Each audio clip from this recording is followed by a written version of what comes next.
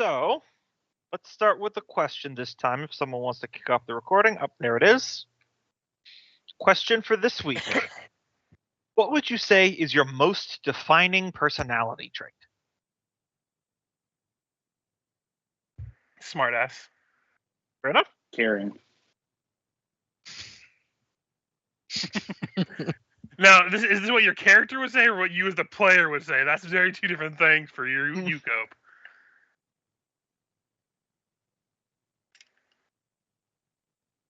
No answer, I see. You lost him to the spreadsheet. Does sense of duty apply? Yep.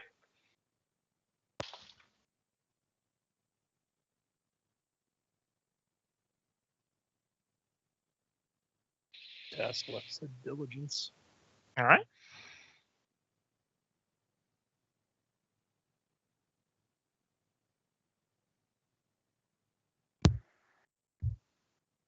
Judgment. That's a good one.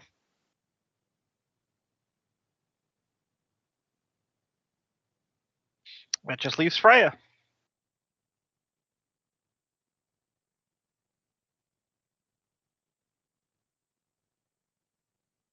If you are saying anything, Michael, you are muted. Yeah, give me just a second.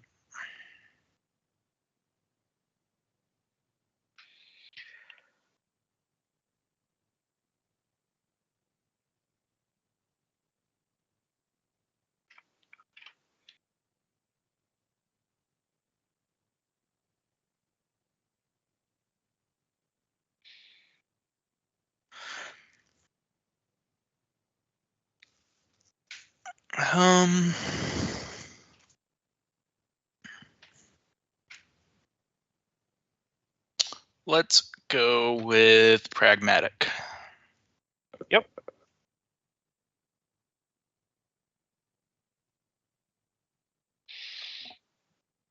Good stuff, good stuff. Also, I like doing all my DM prep in like dollar store composite notebooks, because then when I'm done with the campaign, I just flip through I'm at 2 notebooks for this one now, of just all the stuff I have written down. I still have the original Dark Heresy campaign notebooks. It's real nostalgia to go through that. Because I don't trust the machines anymore. Would have been better if they used nukes. Anyway.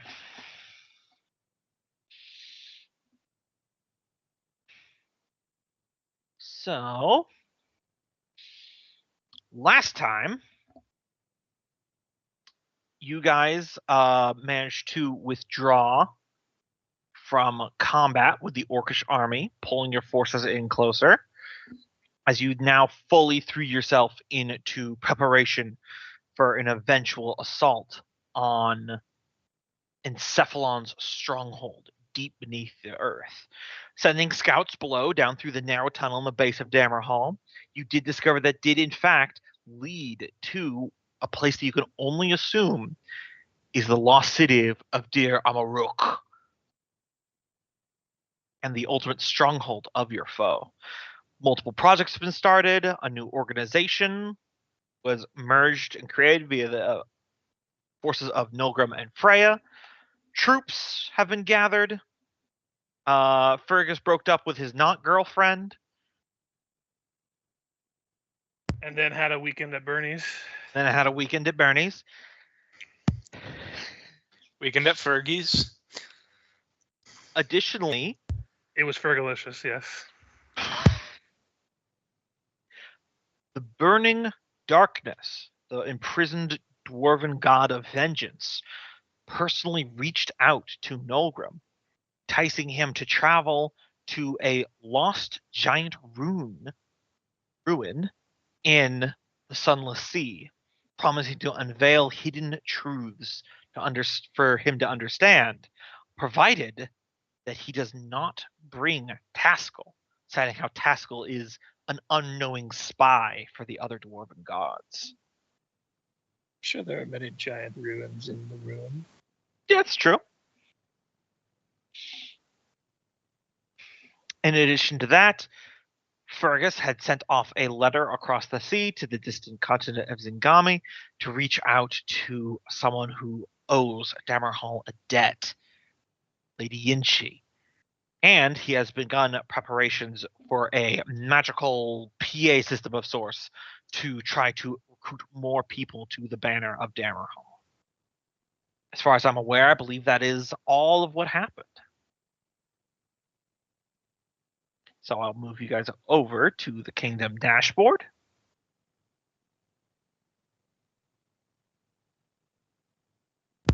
Did I start work on that last time? I mean, I think we talked about it, but I don't know if we actually did. You anything with it. haven't, but I just wanted to mention the plan just in case you forgot it.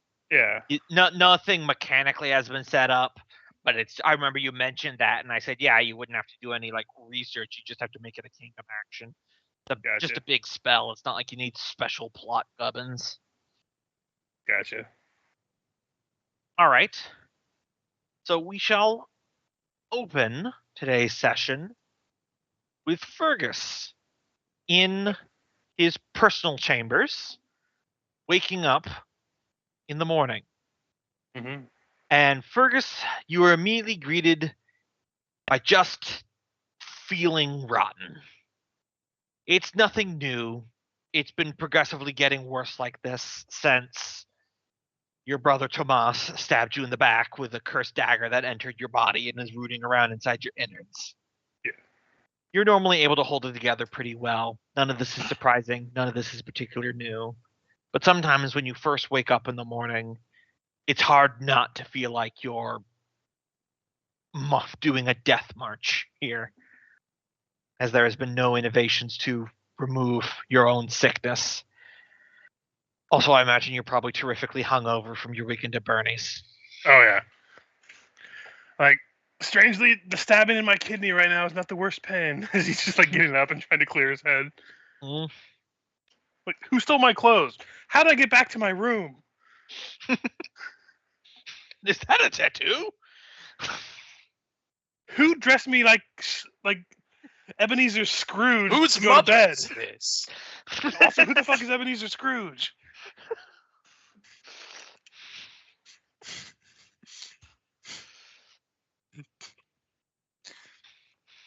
Goes out to find some like tea or coffee or whatever the equivalent they have here. Before you can do that, you are greeted by the unfortunate sound of someone knocking on the doors to your chambers, the heavy metal doors making an unpleasant ringing sound to your hungover and pain-ridden mind. As I just walked away towards the door, I just speak out, "If it's not important, I'm smacking whoever's in front of that door." As I open it. Oh, it was just room service. I'll go, man. It is a one of the Dammer Guard. He inclines his head in like a half bow. He goes, "My apologies, Your Majesty. I bring word the Orcish envoy from the north has arrived." Joy. Yeah, and he would just give commands to go tell him that he'll be there shortly, and basically prep somebody to bring him coffee. Yep. So he can drink on the way. Is there anyone in particular want to have someone to be a part of this meeting, or? Not Thrum. Yep. Probably call for Nolgrim. Probably Nolgrim and Freya, honestly. Mm-hmm. He probably feels like Thrum and Taskell might escalate things. Not even Taskell really, but getting the religion involved with the orcs might not be the best. Fergus does not trust old people. He does not. I mean, can you blame him? The oldest person he's met was an undead who tried to literally convert all the dwarves into undead. Why do they have a smell? They shouldn't have a smell. He hasn't liked old people since he was turned into a frog. And then the ghost magically aged him afterwards.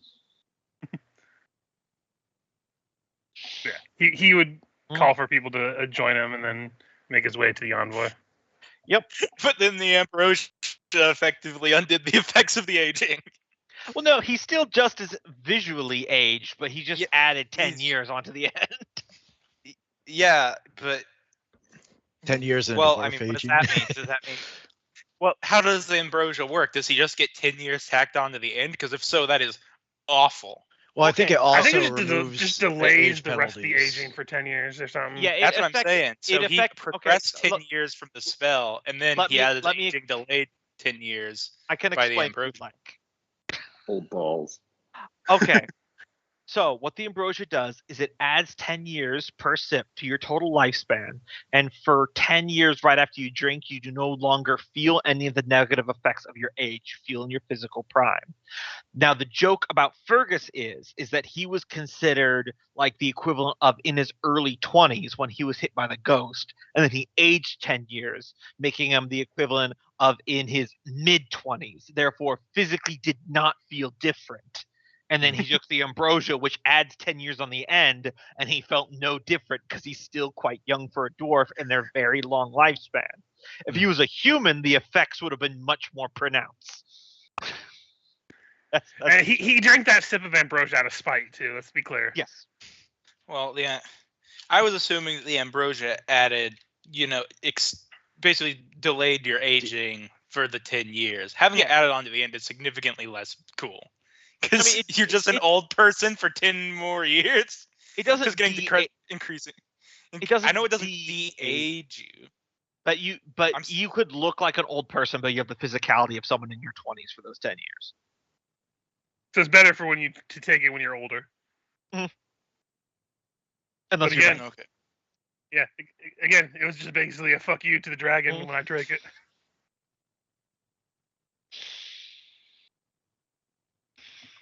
all right. So I assume that Freya and Milgrim would have no problems making the meeting. Nope, he'd be there.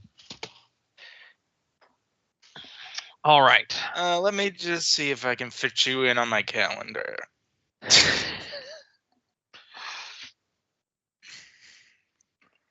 Yes, of course.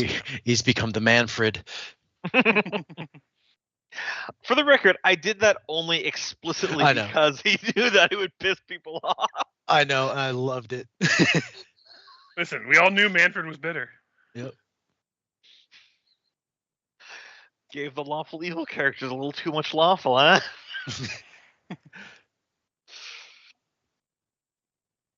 All right. So, do you do the grand throne room reception, or do you do something more just meeting room style there? Probably just like dining room and bring food. Mm-hmm.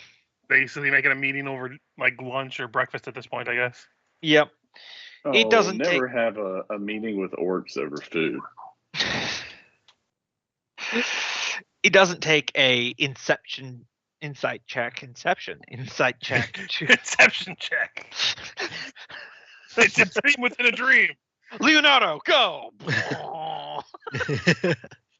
You look at the clock, but you can't read what time it is.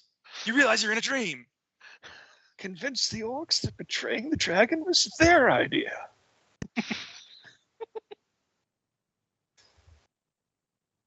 I love that that Inception horns is just the thing that we talk about now.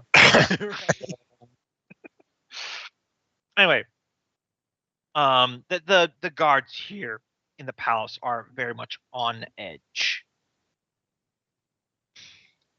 You sure that there will be some humbuggery from the Longbeards and elders of the various clans of you having this diplomatic meeting, but you're committed to the past now.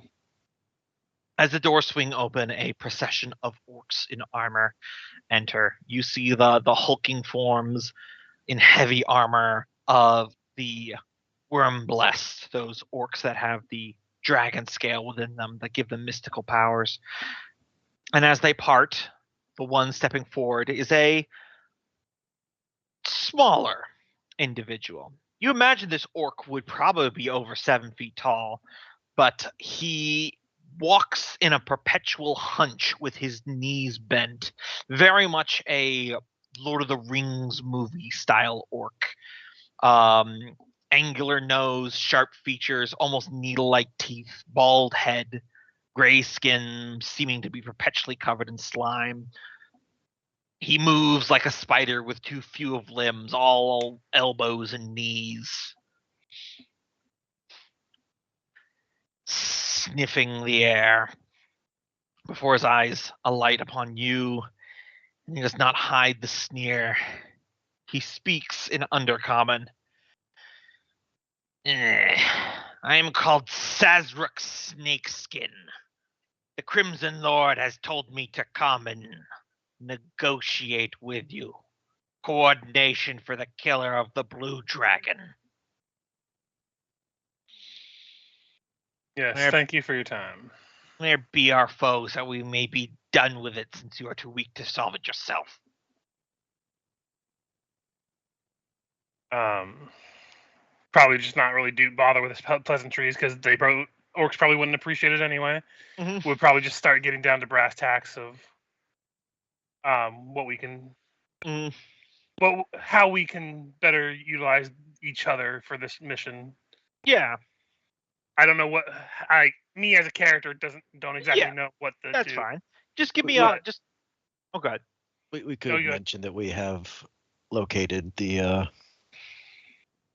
and basically just give a report of what we found of that. That maybe not share all of our cards yet. Well, yeah. So say that we basically say that we found it.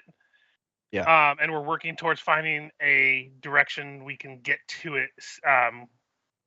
Because currently the way we can find it isn't cohesive for military action. Mm-hmm. So we need to find a better route to it. So you bid the Crimson Lord's hordes to wait? I mean, unless you have a better solution of getting all of the military power there right now. File. Yeah. We're talking, we would basically be making... I just picture the Undercommon equivalent of conga line. Yeah. Into basically a death hole. I assume we need to figure out where to go from here. We know the general location, but not the routes to it.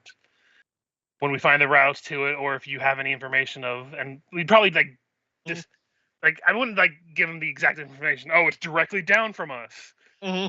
But basically describe how many layers deeper than we are currently it is. Mm-hmm. And trying to find a route to it, because we know that there's probably a route through the drow sections of the Underdark, but we don't know where. Them this much.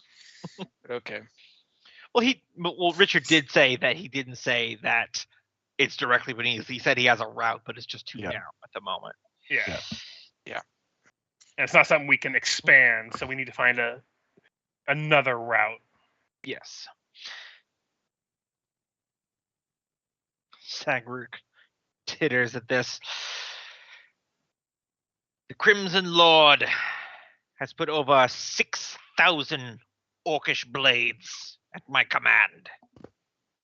Less than half our might. That many orcs do not enjoy waiting long. If you must do your work to find a better path, Stunty, it is advisable you do it quickly. Lest we find ways to whet our appetites on others' things. As he takes just a big old hunk out of the meat that you prepared in a very unpleasant way. It doesn't really matter because the roll's the same. Could I do either a deception or persuasion to see if I can coax information out of him of basically trying to figure out if he knows routes that might be nearby that he might be able to send his orcs to investigate in their territories or anything? Sure, yeah. You can just roll either one. I can see both being applicable. That would actually be a 26. Yeah, this guy has no idea how to get to Dear Amaruk. I didn't think so, but it'd be one of those things that he'd probably be talking and try to bring it up without actually bringing up what it is. Mm-hmm. So that's why I didn't really have a way to explain what I'm trying to find out. Yeah, super. I'm all about that. But still, 6,000 orcs. Mm-hmm.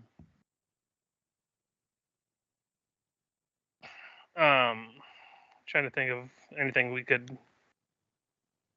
appease the orcs with if we need to wind up. I guess worst came to worst, if they start getting impatient for our waiting, this is out of character, we can always just send them booze or something or meat. That'll probably settle them down for a little bit. Yeah, and the army's not here with this guy at the moment. You know, it would be pretty alarming if 6,000 orcs were camping out on your doorstep. Yeah, Yeah, I imagine there'd be a lot of issues with that among the general public. I mean, it's an army is like a swarm of locusts moving Yeah. through territory to get here this far. Like a few dozen as part of this little convoy to talk with you is one thing. Yeah. But... Very well. Be about your work with rock and stone. Where are me and my fellows to be housed? I'm trying to think of out of character, like where to put them. Because he is referring explicitly to his own little diplomatic group here, not Yeah. necessarily the entire army. I just assume we So- wouldn't leave them in like the quarters where like the Guards guards where we can are. set people up. I mean, I guess we have some like quarters near the Yeah, near you have plenty of noble quarters for visiting dignitaries and stuff like that. Yeah. If I mean, you want to, not really gonna insult them. I would probably just let them shore up in one of those places. yeah, welcome orcs into your ancestral halls.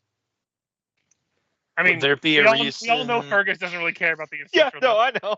I'm just giving you the choice rather than just saying it's Would what you we did. be able to give them some prime real estate, such as the area with drow activity or near the Well, I think they want to stay in Dammerhall. bullet Yeah, nests? It's a this diplomatic envoy. Yeah, it's just not Well, the entire army. It's like 24 people. It's not. Oh, like, just them. just okay. them. Yeah. Yeah, it's not Oh, their we've whole got a army. This is just dungeon. It's pretty the envoy. roomy. Basically, probably like after the meeting, we'd probably assign extra guards to make sure that they don't offend any other dignitaries or anything. Mhm. Basically, they're not even so much guards. They'd probably be the distraction crew that, like, if things start Oh, getting yeah. out of hand, like we come bearing free drinks and booze and alcohol and more alcohol. Mhm. Let's loop them up to get them to quiet down. I'll just briefly pop up your political stress there. Yep. Also, I don't think alcohol does what you think it does. Yeah. If you get them drunk enough, eventually they'll pass out.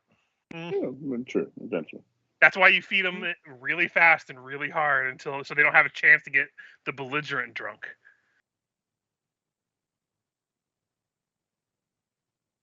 Anyway. So, let's get this set up over here. The orcish situation. Nulgrim, when were you planning on embarking upon that journey? Because you were talking about it before. It's been a while. I'm trying to recall. It was definitely waiting until after the envoy came, so probably after this season, just to see how things go with their presence. Yeah, fair enough. I believe I only told Fergus at this point. Yeah, I forget if you mentioned it to Freya or not, but I know you mentioned it to Fergus, so I'll defer to you on that one. I don't think I would have yet, because I think Nulgrim and Fergus agreed that we'll hold off until after the envoy arrives to decide.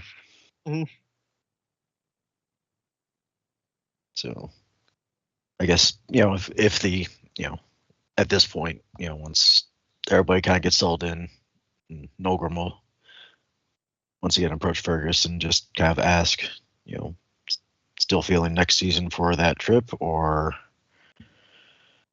how are you feeling about exploring that mystery? You're asking Fergus? Fergus, yep. I mean, if it could help us, we probably should get it taken care of sooner than later. That's what I'm thinking. I need to start really hunkering down and getting any dwarves that we don't have on our side, rebuilding Helmengard, and hopefully contacting that possible ancient good dragon to help us. Which, out of character, Gumbo, I'm not sure if I still have to do rolls to try to... Nope, you already got that in motion. Okay. I'm just giving it a healthy amount of time for a ship to travel to sea. Oh, no, you're fair. I just, like, him in general is like, he's probably, stressed about that as well. Yep. Also, So if we're going to do it, I say we do it either this month or next, or however we do it in quarters of the year. Season, yeah, seasons. So, And just for your guys' bookkeeping, right down there. okay. So yeah, if you plan on wanting to do it soon, we could probably do it now. Okay. Should we see if Freya wants to come, or do you think should just be the two of us? I don't know. Do you think, because it seems to be we were trying to hide this from Taskell, do you think she'd just avoid talking to her father about it? It's up to you. This is your jam at this point. I know I'm king, but Yeah, this seems to be something that's really going your route. I feel like her intellect will be very valuable for this expedition. Just go outside where we're talking. Just talk to a guard. Summon Freya to here. We need to have a discussion with her. Also, if she gives you any lip, tell her that I made it an order. Freya, he you're shuts exiting. the door. He shuts the door. I have to flex a little bit sometimes. Oh, of course. Freya, you're exiting the palace to go back to the forges where you're working on your projects, and you just hear from behind you a servant going, "Wait, wait!"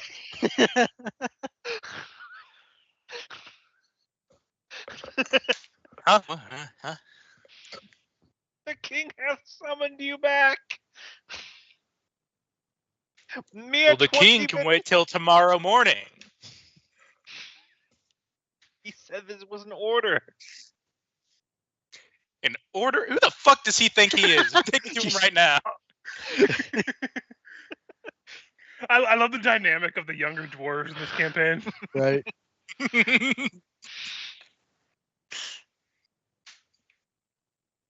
The door gets kicked open and an axe flies past your head.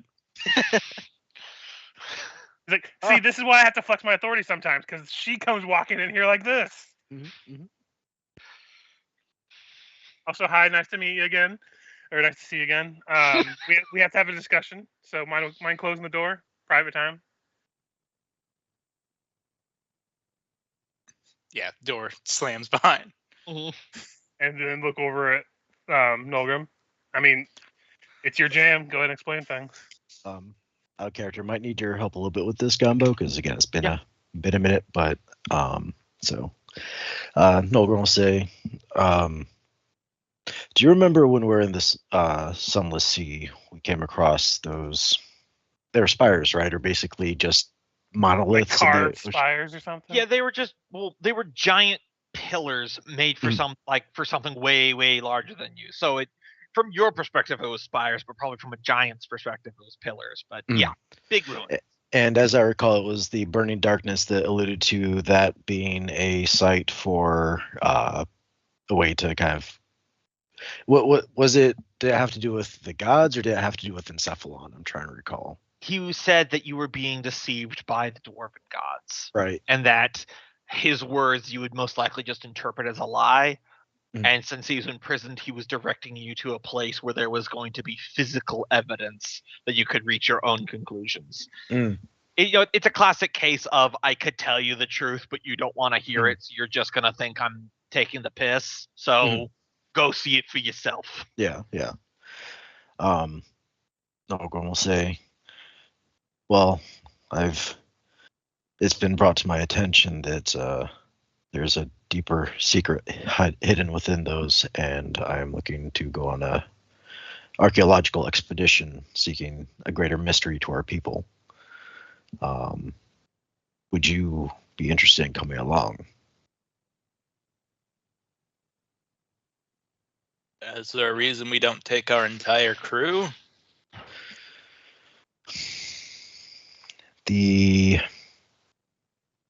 Seems the mystery has to do with, to some degree, why the gods have been silent.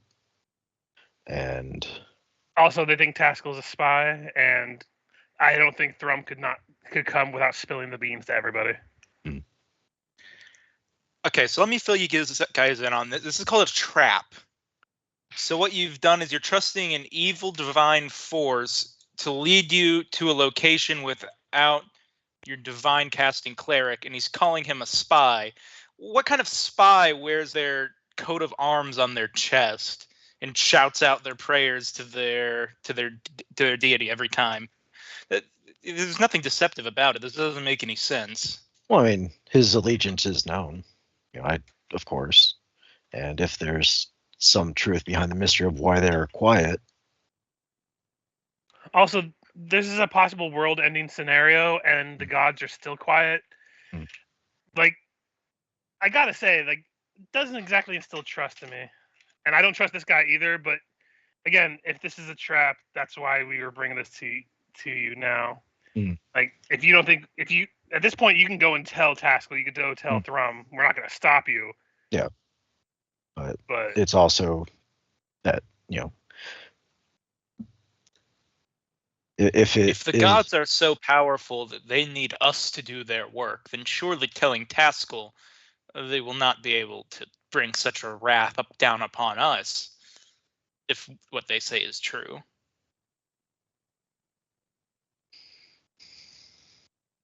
I would just shrug. I mean, I don't trust any of the gods at this point because none of them have seemed to help us. right? At least this guy's speaking to us, so it's a step up. And in these I typically times, don't trust entities named the Vile Darkness.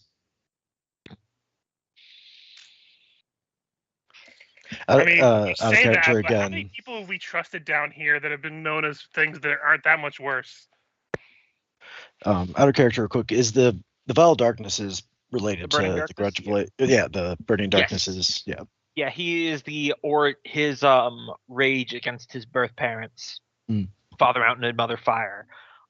Is, according to legend, the origin of the burning grudges that every dwarf has that won't let them rest easy. Yeah. Sorry, we had the Book of Vile Darkness. Yeah. Yes. So Nolgrim would just kind of clarify that and say that there is, of course, bad blood between them, and that the mystery behind that is a curiosity, I have to admit.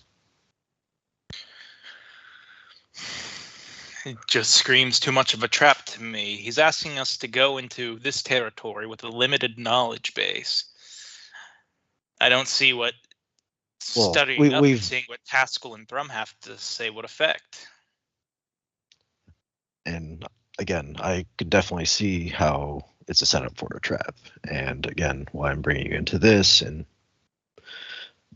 deferring to your judgment as well. Also, he did say to just not bring Taskell. He did say not to bring Taskell along. I mean, there's nothing stopping us from telling him. He didn't say not to tell him, did he? He said not to bring him because of his eyes could see something that could cause problems. Again, this does sound like trap. That's why I was bringing it up. Yeah, and Nolgrim sees the potentiality for a trap as well. And also, I don't think anyone actually knows that Taskell was talked to by this guy as well, because yeah, he's kept that under hush. Yeah. I mean, we have been there before. We have seen the site. We just haven't. And historically, when me and Nolgrim work together, we don't make the best decisions on our own. So that's why we brought you in. I still remember the door situation. I'm never going to live that down.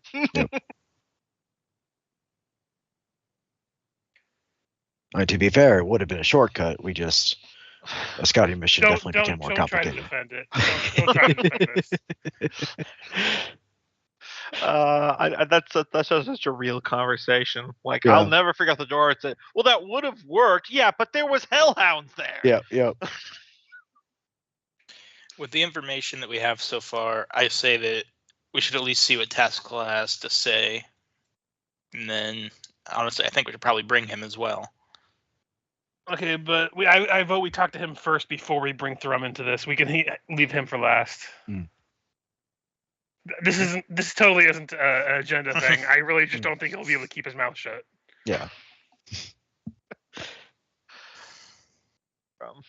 Although I mean, if it's all but one, why not just make it all? Fuck it. And he just throws open the door to the same probably waiting guy. He's like, go get Taskell, and you know what? Fuck it. Bring Ivy too. Oh, I mean, we are sailing. She's not a pirate. No, but Ignis is. Fuck it. Bring in Nolgrim's wife too, okay?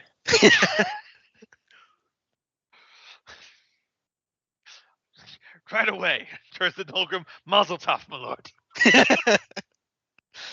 And Nogrim will look over. Did you just marry us? I mean, it is within my power if you want it. But I'm just saying.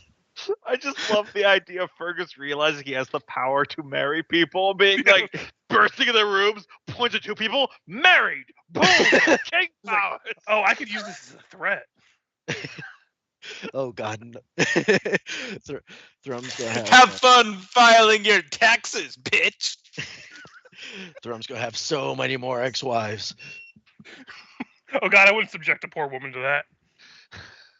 Who says they were gonna be a woman? Oh shit!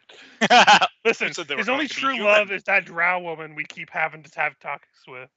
Haven't seen her in a while. I'm sure that's gonna be a problem too. You could do it. I could, but I don't think she would go for it. You think Thrum She's not would? under my power. Fair. All right, you called for me. Who could do what? Don't worry about it. Then can I go? No, sit down. Mm, Also, not in the good chair. That chair. Points at the rickety chair. don't like that one anyway. Are you hungover? too You seem a soft. little hungover. You seem to be a bit of a mood right now. Are you talking to Fergus? Yeah. Like, He always never just assumes Thrum's always drunk. I have never been more hungover. I don't even remember how I got back to the castle last night. Let's not dwell on that. Let's dwell on the fact that we could be walking into a trap. Oh, hi, Taskell, as he walks in. I'm not going mad with power. Demigard, slap sense into him. Yeah, I assume we wait until everyone's back up Yeah. and brought up to speed. Mm. So yeah, that's what's happening.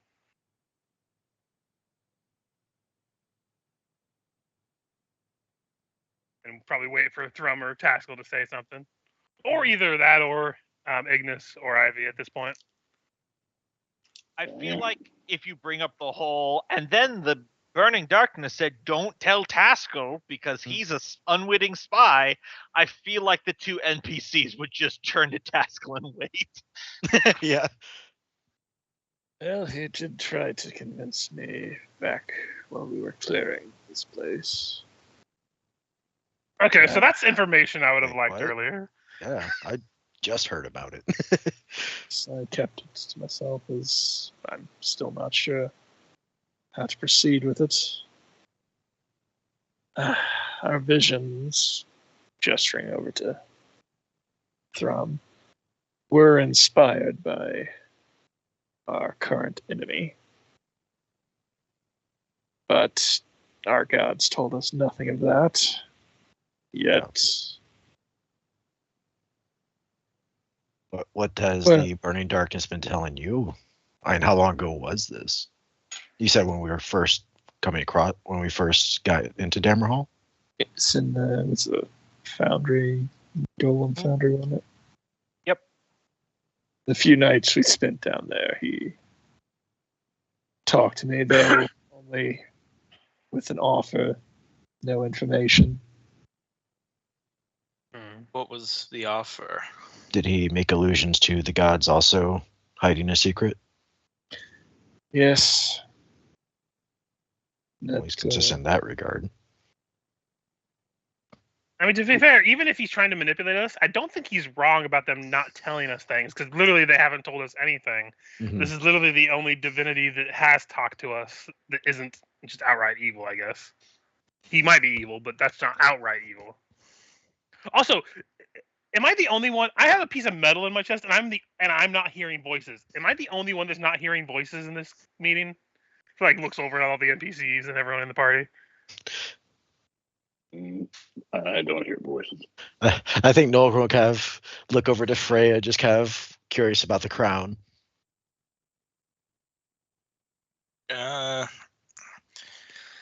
Usually my hallucinations come with a visual component as well. That's not helping me. Ignis speaks up, and this is the first time I've heard of anyone present hearing voices, so I'm a little distressed right now. Mine are usually Bendrek, though, and that's a known component, probably a side effect from the crown. What sort of things is Bendrak saying you, or whoever I think I already told you Okay. guys. Okay. Yeah. Oh, I gotcha. Yeah. Fergus is like, oh god, I'm gonna become an alcoholic like my father. I need a drink. It's the dwarven way of life. Oh, I hate being a dwarf. You're well on your way after last night. I wouldn't say I hear voices, but sometimes I can feel the mountain. That the same? Okay, so I think I'm the only one that doesn't hear voices besides, apparently Ignis and Ivy. You don't hear voices, do you? Just reoccurring nightmares. Okay, that's normal. I have those. See, that's the appropriate level of trauma. You remember that from way back when you guys started traveling with. Mm-hmm. Well, So worst case scenario, this is a trap, and if we all go there, we have ways to deal with the traps, and we exactly. can find out information. It does beg the question: why would he want Taskell not present? From the sounds of things, he tried to get to Taskell. Taskell didn't take, so he moved on to Nolgrim. And to be fair, he seems pretty desperate.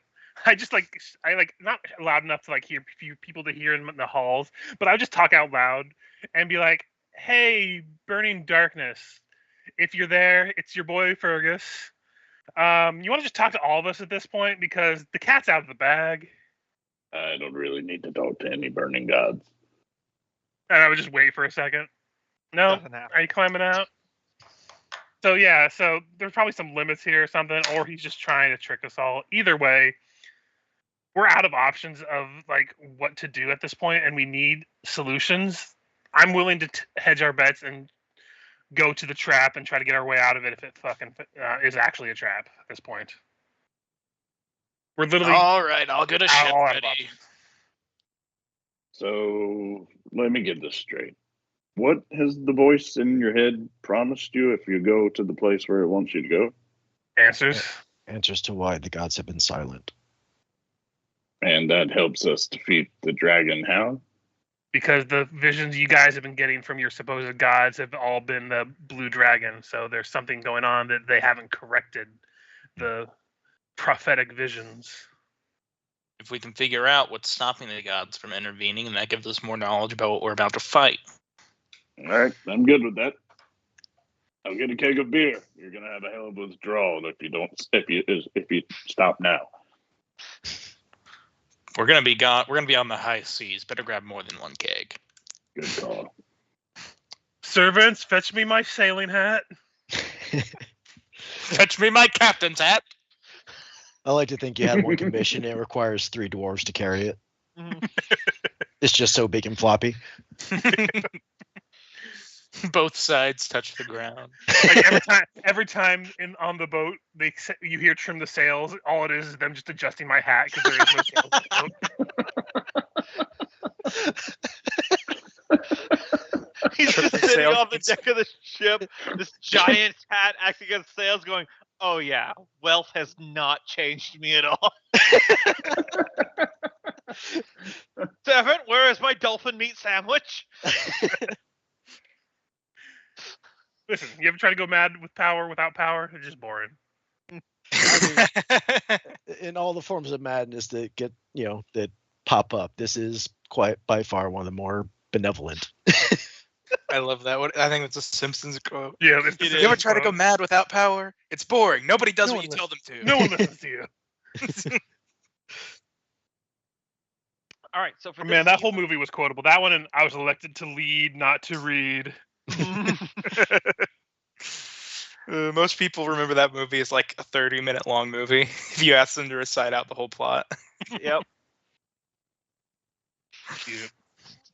So I guess those will be our kingdom actions: is going on an adventure. Yes. So if all of you are doing it, that just means that only the College of, I think it's Metal and Magic, but I always want to call it. I'd probably leave Ivy behind too, because I actually do have something I want her to start working on. Okay, yeah. If we just want to knock out those 2 actions real quick, we can just jump into it. Yeah. I would have brought her to get her opinions on stuff, but I'm not having her come with us because Yeah. I had I basically want her to start investigating and finding routes through Drow territory that might be more obtuse. Gotcha. Do we want to try using the college? Well, is the college limited to like military actions? No, it could be magical building development. Yeah, we are talking about making a device that can communicate worldwide, so I can basically send out a message that we're Gondor Also- calls for aid, essentially. Yeah. Also, Michael Jesus with Christ, the, like Gurren Lagann style. also Michael the PDF that he sent me. He had a project that might help that definitely the college could handle. Okay. So it can do stuff. That's Yeah. that's one of the benefits of having that built. Is then you guys Yeah, could go on this adventure and stuff.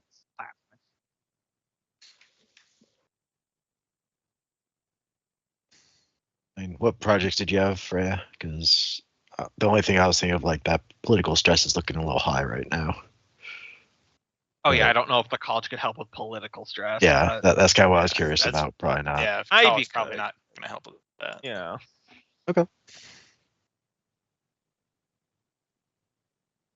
So I guess for Ivy's, is it just examining territory at this point? How we do with the unlocking the map? If you or let's just do this as a Ivy. This is going to be an influence because this is more of like going to be an espionage thing. Mhm. Because you're looking for drow routes. Okay. All right. So you said influence. Yeah, and then God damn this fucking phone! I swear.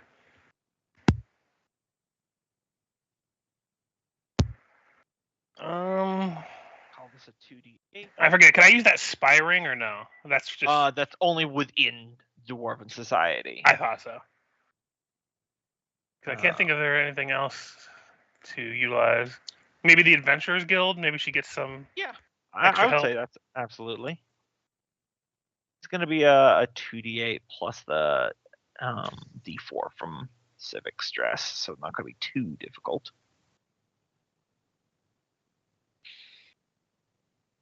Well, I'll definitely be using the 3 and the 6. All right, so we're looking at 9. And Is it tie? It's a tie. So let me do this for myself. Okay. You will figure out what the results of that are because something happens, but we'll Mhm. see after your little excursion. Yep. I always kind of adjudicate ties in this kingdom building system depending on what you're doing and how the flow of the story would be. Because sometimes, like when you're just building a unit, it's like, tie goes to you. Mhm. But other times it's like, oh no, I want to add a little spice to the mix. All All right. And then the college, what do you guys want to have them doing? I'm thinking work on that Corps of Engineers so we have another dice to roll. Yeah, absolutely. But So, wait, let me hear if Loki wants to do that or not. No, I agree. That sounds Cool. like a good. all right. So, the Corps of Engineer itself is going to be pretty easy. It's only going to be a D6. But I am including your population and political stress. So if you can succeed with a D6 kicker, you can just automatically. All right, that's an industry, you think? Yeah, I would allow industry. I think that's relevant. And this is definitely one where I think dwarven population could be of use. Dwarven engineering. Exactly. Forge district. Yeah, definitely. Forge district. I'm writing up. Just give me a second. Station. Clan Forge Zorn. And I have it written down, but it's Amberman or Shalebrew, but it's the same either way. Yeah. Both in with the college. So 1d6 from 1d6 from Forge sworn, but it'll be good after this because once I roll for them, I'll have this all down. This takes me. Gym tech knowledge, yes or no? You're establishing a group, not building something, so I'm going to say no. Cool. D10 for the Forge District.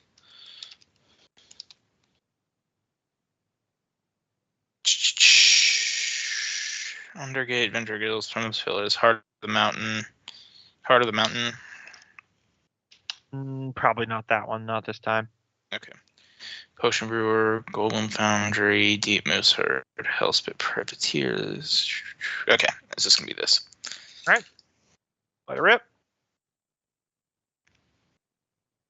Actually, should have been rolling 16.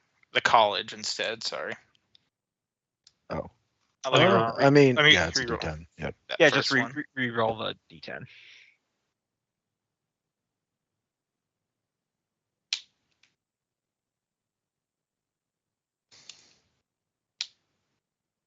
Okay. 14. Yeah. Mm-hmm. So, So that is 13. And you definitely have a D10 kicker, so you get your Corps of Engineers. So do you want it to be a D8, increase your budget by 1, or a D10 to increase your budget by 2? I think we have the budget to spare because we have a lot of building to do. yeah. All right. And this is going to get us set it off towards the end of the game. Yeah. Yeah. All right. Because once they start building the grudge carrier, that's going to be when we're planning our final assault. So, Mm-hmm. yeah, I think take the budget hit. Fair enough. But feel free to speak up. Anyone else who has an opinion on the budget, or forever hold your I'm peace. fine. By This isn't far, my time to hold money, so. For letting foreigners into our family ancestral homes, by far, just spend up the budget. And it's not like we're going to use the money in the Underdark anyway.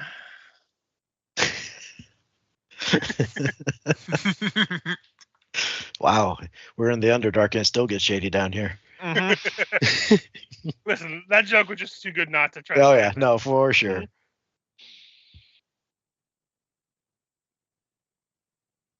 And you're gonna look real fucking stupid with whatever campaign I run next, money being like a really important thing. I mean, we won't be on the Underdark, so the joke will still be good. Fuck you, I'll make another underground campaign. Fuck you. Fuck you. Alright, so you got your engineer core. And that's all the actions that we're doing this season. Just take it over here.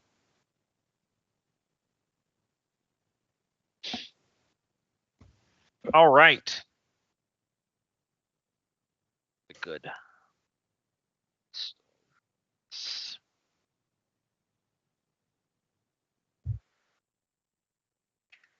Also, while he's doing his thing, I was just going to share. My work is having probably during the holidays going down an hour and earlier for the truck getting there. So instead of going in at 5 a.m., I'm going to be going in at 4 a.m. So if I thought I was tired before, I'll be more tired now. Jeez. Happy So at least for the holidays. holidays, our cutoff time of 8 is probably going to be a hard cutoff for sure. Yeah. Yeah, whatever you need to do. Yeah. Hey, remember when Christmas used to be fun? It's been a long time, so it's hard I to know. remember sometimes. Man, remember when people used to actually trick or treat during Halloween? I never understand why they don't do that in my building. Because they're so much scared of like going to see strangers. So now they have like those trunk or treats where they have them all gather and like. But like it's wild because I'm in a 6-story building in a like upper class section of the Twin Cities area. All the hallways are internal. You don't have to leave the building where all the cameras are. There's tons of kids who live here. They do community events in the game room and stuff where people bring their dogs and crap. I don't understand why people don't trick or treat here. I It's think like you underestimate how much they're afraid of stranger danger nowadays. Jumbo, Not even you the need kids, to organize mostly the it. parents. You need to start it. Have a community event, get them all together, call it a costume party with after visits to neighbors. Mm. Don't say trick or treat. That would work. You'll That get 'em actually all to would trick or work if treat. you had a kid, Cope. yeah, if you I had actually a kid, that, Yeah. that would actually work. Otherwise, really it gets sketchy. yeah, That's the even better. the affordable housing Oh, the Oh, affordable God. housing bearded guy who's lived alone in a studio apartment since before everyone else moved into the building, saying, "Hey, we need to get some kids coming." Hey, to my bring all door." your kids. Dress them up in funny costumes. There's I'd not like to enough see 'em kids all. coming to my door nowadays. Oh, God. I was the first Oh, I'm person dropping on calls. the third floor. As far as everyone is concerned, I've always been here. Do you have your neighbors that make comments like that at all? No, I don't talk to them. Oh, Fair and there point. we go. Nobody Uh, visits anybody. If you live I there just long had enough, you'll the- become an urban legend, Gamba. Mhm. I just had the most On your way to crypto cringe-inducing, status. cringe-inducing experience at this conference that I went to because there was a bunch of teachers, and one of the speakers gets up there with his wife, who immediately looks much younger than him. Mhm. And his wife starts speaking, and I didn't really identify that she was even his wife at first because there was just that much of an age difference. And she's talking, something, and then she's talking about her high school experience, and then she goes talking about a teacher that she had, and then she goes, 12 years later, I'm married. Yeah, that doesn't sound creepy at a Oh. conference about teachers at all. Mhm. Yikes. Yeah. I'm like, dude, I mean, I know you had to take. You're a teacher, man. I know you had to take that pedophile test. Yikes. Ugh. Yeah. You got to That's identify actually the kind of person gross. at time. It's I know not, the name. I know the name for the kind of pedophile you are. It's not like a college professor thing. That's worse. No, Like, I that's don't a even high really school. have a problem with the age gaps if everyone's legal. I don't really care about that. Yeah, But yeah, as a yeah. former student, no matter how old the student is, that Mhm. feels weird. Power dynamic. Yep. Yeah. No, I'm with you, Richard. Where it's like the age gap can be fine so long as everyone's like a consenting adult and everyone's Listen, fully adult when it kicks off. But like, I grew up with a guy. I didn't grow up with the guy, but I visited his house because it was one of my mom's friends. His wife was 20 years older than him. Mhm. One of the best couples I ever met. Oh, yeah. They loved each other the entire time. No Mhm. problems. But again, power dynamic is weird. yeah. Yeah, Sometimes I've got friends who are teachers I don't really back care home. too much. Like if people were dating in the workplace and one of them Mm. was the boss, and that's just like their direct superior. Look, That doesn't really bother and me as much. Teachers if I'm is being where I honest, come really, from. if it's a situation where like he had that person as a student and then like they met again later in life and it wasn't a grooming situation, then I guess there's no real reason to have a problem with it. But just the way, sets a weird if I were that precedent. man, you could not torture that information out of me. And Oh, I just yeah, told that to 100%. a room full Yeah. of people. Yeah. That's Yeah. why, and The we'll sheer get back draw to to talk D&D about it because is there weird. is a lot I want to talk about here. But I was gonna say there are situations where I think the college one would be not as big of a problem. Like you could see some situations if you know what I mean. Like, yeah, but again, as long as say it you're one of wasn't a those student people. of the professor, because that. Well, like, what yeah. if you were someone who goes to a junior college in their 40s, and then you meet your teacher who's also in their 40s teaching at junior college? Like, Right. and you're only doing it for one semester. Like, Mhm. that's not as anyway. Yeah. This is I this see what is you mean, being Gamba. recorded. Yeah, I see what you mean. We got it. Before we move on, I just have to share. We had a librarian that had just joined our library as the librarian in the high school I was in, like the second year I was there. Mhm. And I'm pretty sure it was implied by people that talk to him regularly that his wife basically had to give him the ultimatum to leave the school and go back to their hometown because of the issue that he was getting in where he was talking to teenage girls behind closed doors entirely too much. Like he did, like it was like doors with windows and stuff, but the fact that he would close the doors and talk to these girls and they were like way too flirty just looking at them, Mhm. that I think it got to be an issue with his wife, and I could see why. Yeah, no. When you become a teacher, they teach you to never be in a room with just you and one other student. No. That And try to is, keep your doors open as much as Yeah. possible, like literally open, not like, oh, my doors are open to talk. Anyway, that's all Anyway. I wanted to share.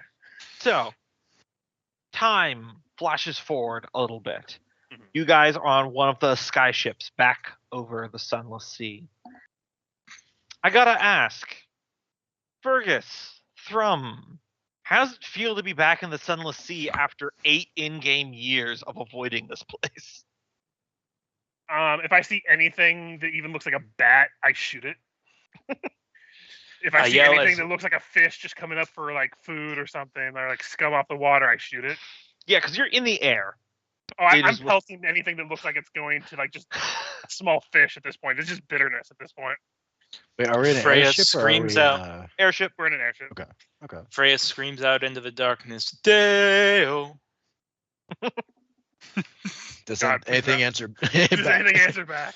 You hear far off in the distance a really wet wazza. Me say Dale. Thrum, how are you doing? You were stuck at the bottom of this ocean for Thrum. over 3 months. Yep. Does the airship have a bottom deck? Like, can you go Oh. inside? I would assume so, yeah. Yeah, he's inside, as close to the ground as he can be, sitting, so that there's no way he can fall off of this motherfucker. Very fair. Not going down to the bottom again. Mm-hmm. Maybe holding onto a rope that he tied around the center mast or something. We need to build him floaties. They're going to have to be massively powerful floaties. He is literally made of rock. The journey is long, but in the grand scheme of things, mostly uneventful. There is definitely several monster attacks that happens over the course of the journey, but you guys not only have more people on deck to help you fight, you're also all very high level, so I will not bog it down by doing it, because I think we already know how all that's going to go. But the Sunless Sea is Oi, the Cap, stage. you think we should attack that ship? No, I probably think we should go for one what doesn't got the death lasers patrolling around it. Yeah. Yes, you see multiple sea monsters, which Freya immediately kills via drone strike. Not to mention on account that our cannons don't go that high. Release the napalm! Just carbon bombing the ocean. I mean, there Oh, would be a distinct stretch of ocean we probably would be doing that with. Oh yeah, we're the good guys. At the very least, we dump our latrine storage in that Mhm. section of the water out of spite.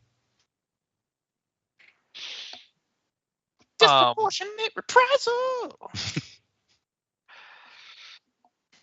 And you guys are just beelining it straight for where you know these ruins are. You're not detouring to Dinport or No. the Kraken's Maw or anything like that. Yeah, we're not going on no sightseeing missions here. Although, what was the? I'm trying to remember what the discovery with the Kraken was. The vampire guy who you haven't heard back from in a while Mm. discovered the brain of the Kraken was missing, and there was Mm. multiple of those small suckerfish tadpole things Right. crawling around inside of it. Freya still has a sample back at her lab in Dammerhall. Mm. The living one, a little vial. Oh, so we have a mind flayer parasite just in a jar back home. Okay. Is that what I heard? Doesn't have Yeah. a brain and also little tadpole sucker things. Yeah, just a little Do you tadpole sucker have- thing. Yes. From the mind controlling entities. Yes.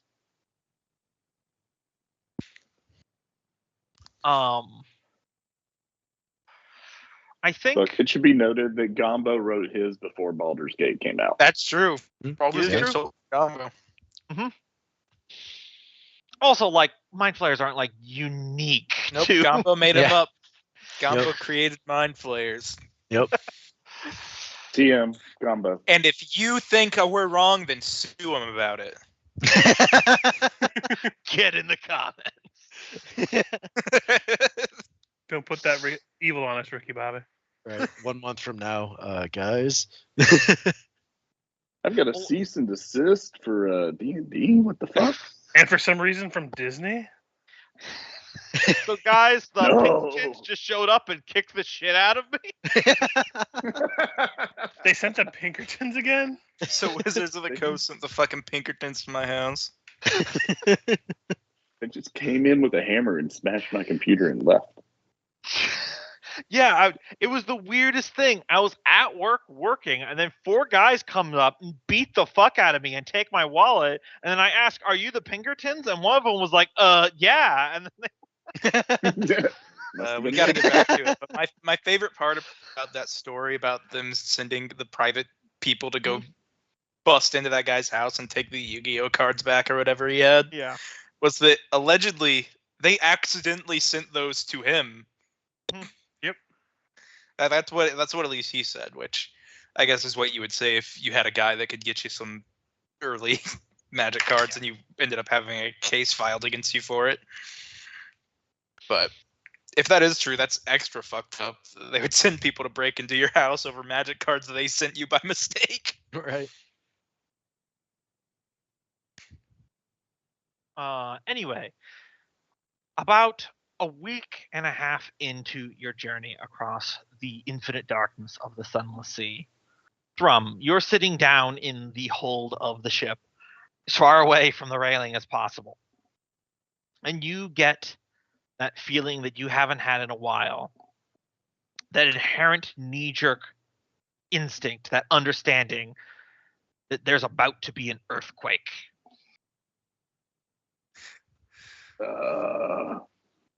Freya, I told you I was getting hungry.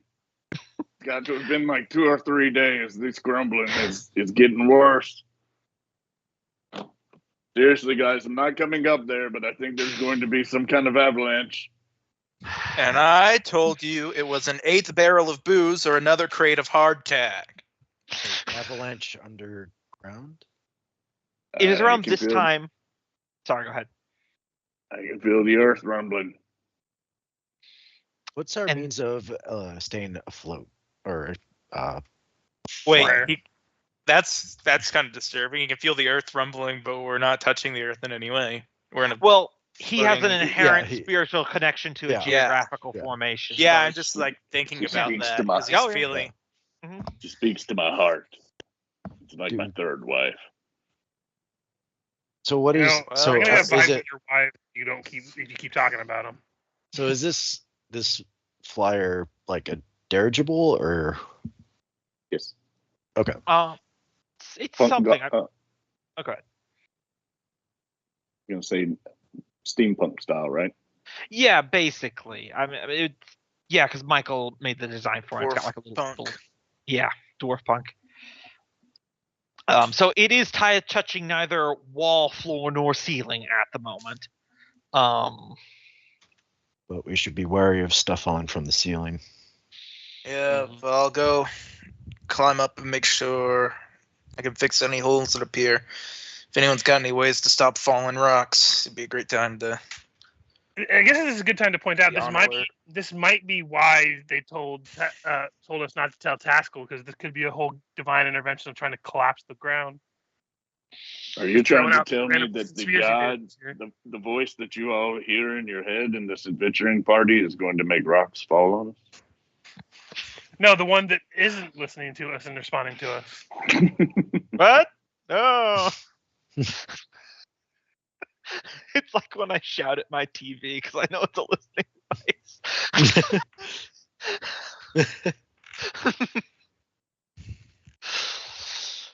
device. But a good 8 minutes after Thrum gets this premonition, you all hear kind of a grinding stone sound. Small little bits of powder occasionally waft down, sliding off the dirigible balloon above you, but nothing solid. shortly thereafter, you do start hearing the sound of water. The sound that you're not used to in the sunless sea. Waves. The eternal stillness of the black glass below you being broken up by the sound of water falling and tumbling over yourself. Ripples of a titanic wave. And then, a good 10 minutes after it began, it subsides. You are all in the sky. You are easily the safest place to be in the earthquake scenario. Maybe Dinport's probably fucked. maybe some waves down there are taking some serious beatings, but you're not on the water. So I don't need to complicate that for you. But as that time passes, nothing else happens. Drum loses the sensation. That was most likely the Dammerhall mountain communicating with him. What do you want to bet that those pillars have collapsed now because of this earthquake? I would say unlikely. But I'll bet you 10 gold that at least one of them is collapsed or damaged because of that earthquake. one of them, I'll take 10 gold on that. Shaked on it.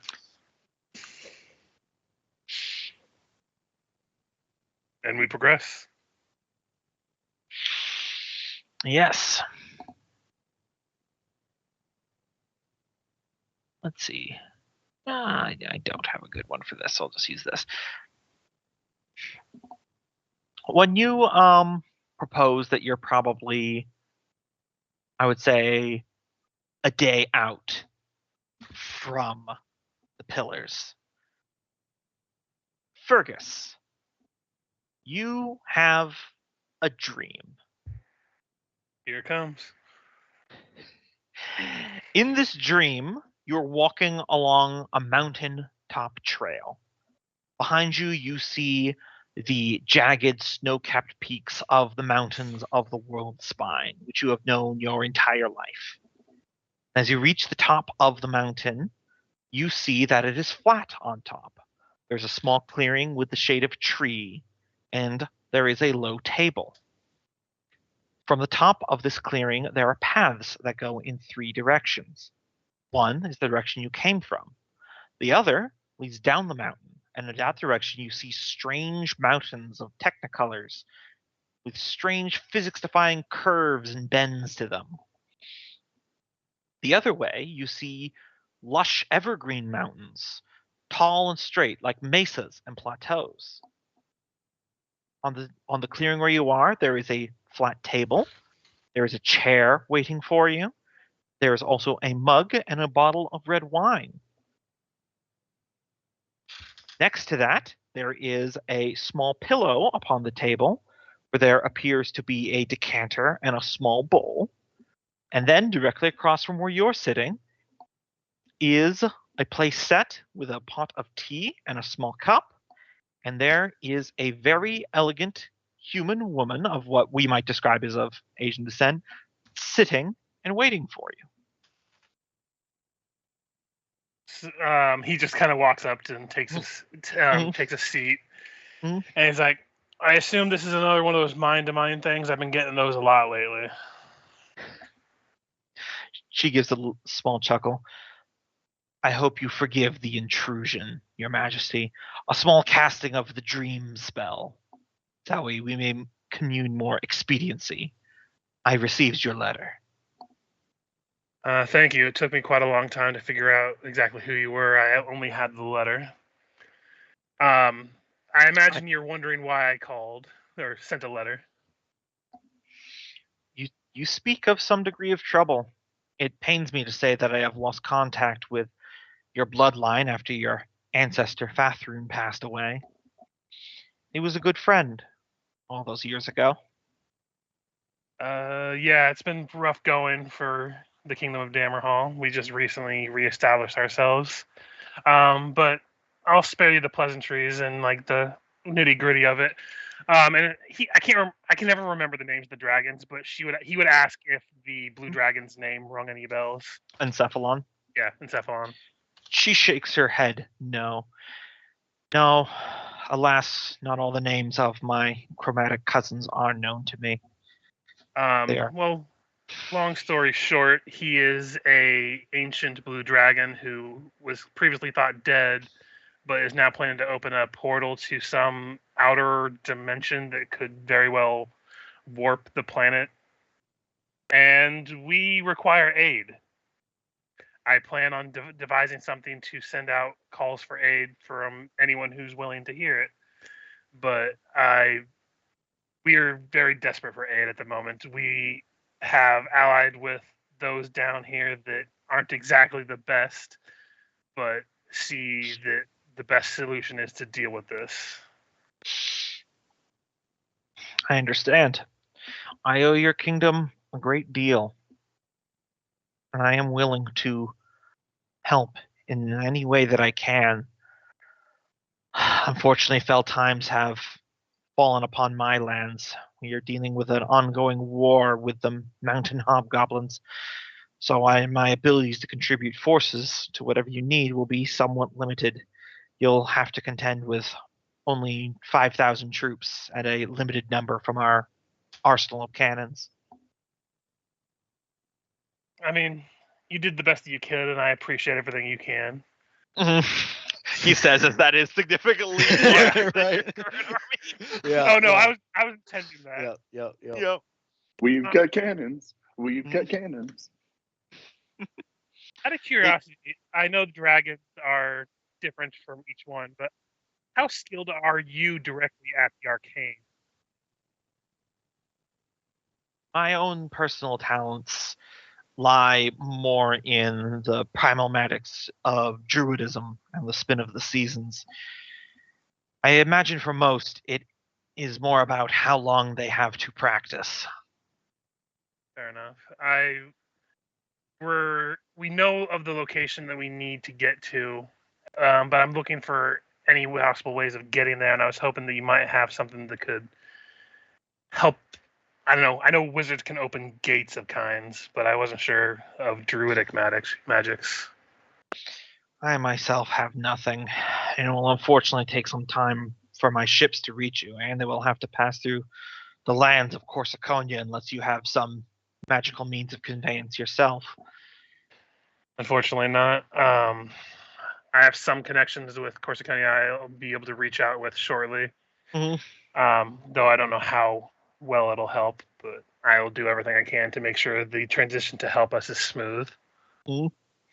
It's around this time, Richard, that a house cat, kind of looks like a tabby, hops up onto the table, takes a seat on a pillow, and just with one claw, just like bops over the decanter, and it spills what looks like oil into the cup.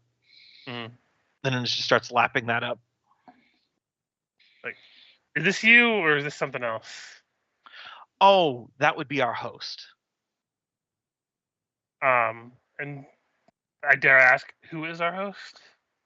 The cat sits up, looks at you, and says, "My name is not pronounceable by your mortal tongues, but you may call me Leviticus if it is easier."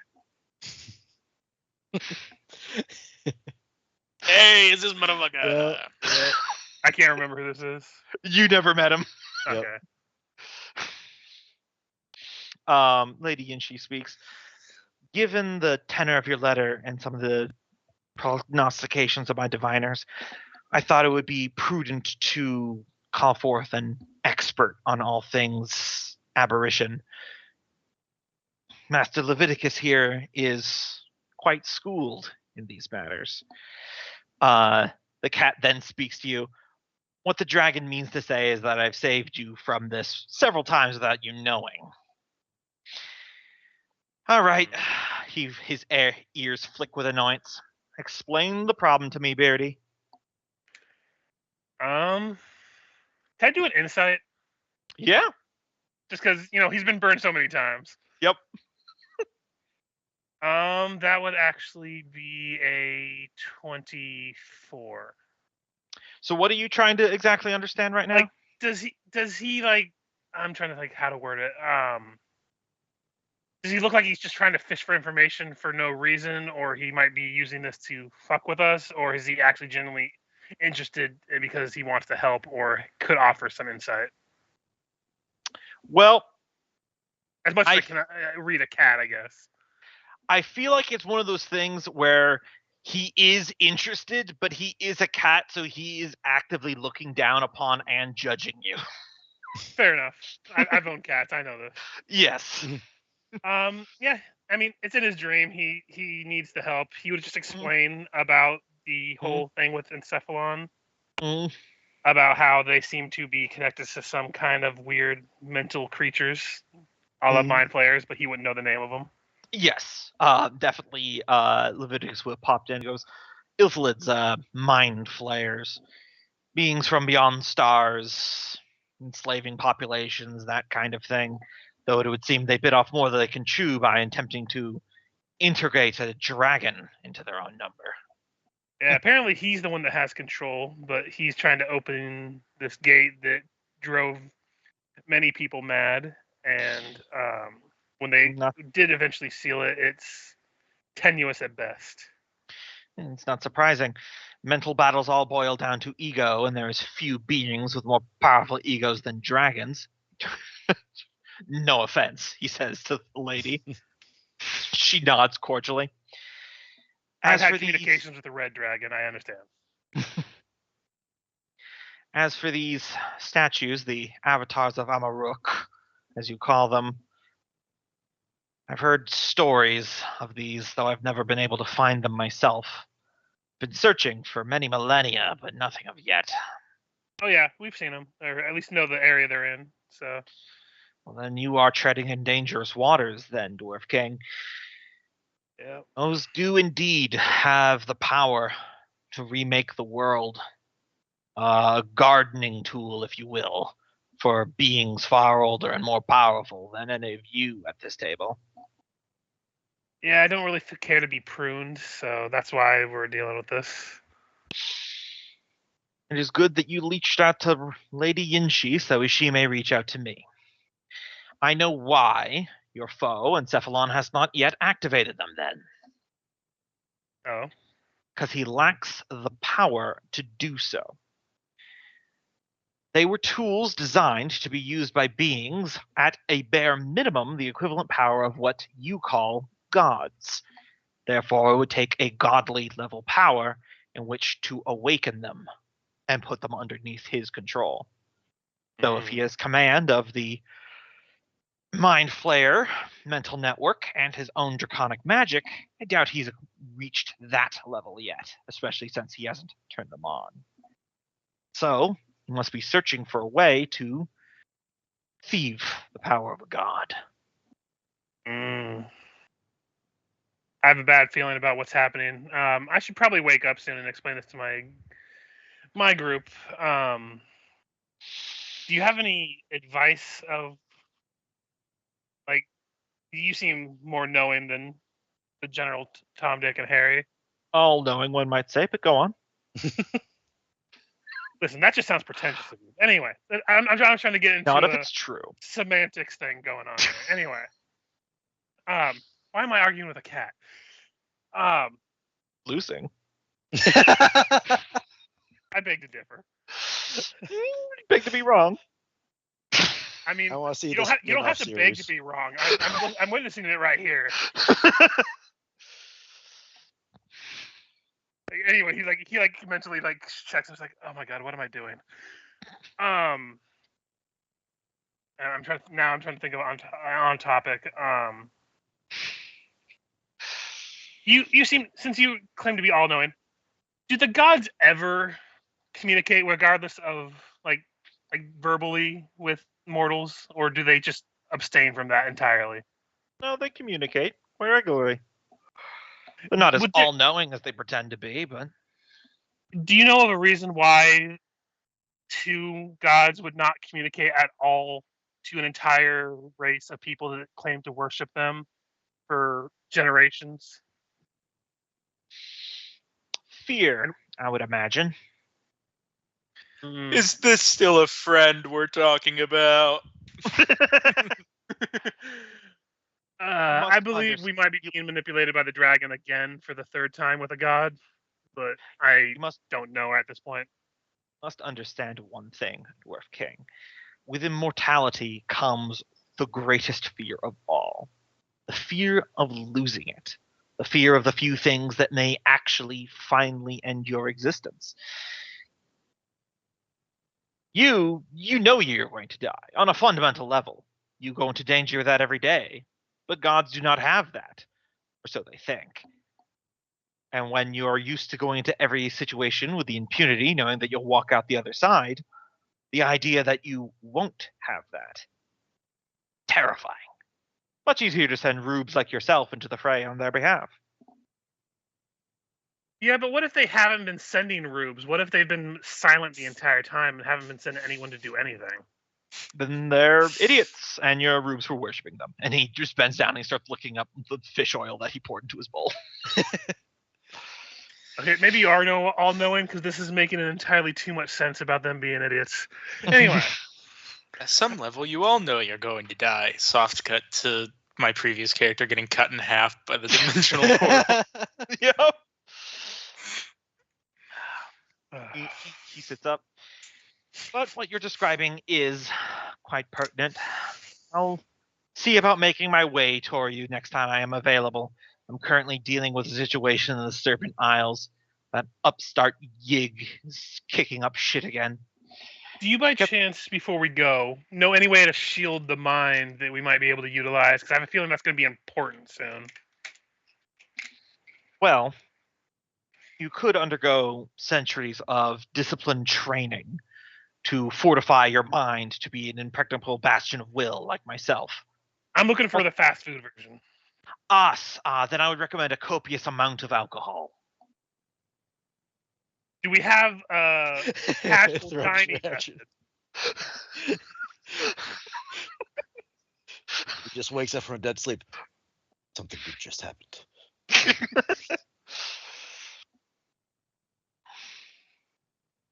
If you're looking for a silver arrow solution here, I'm afraid there is no easy one.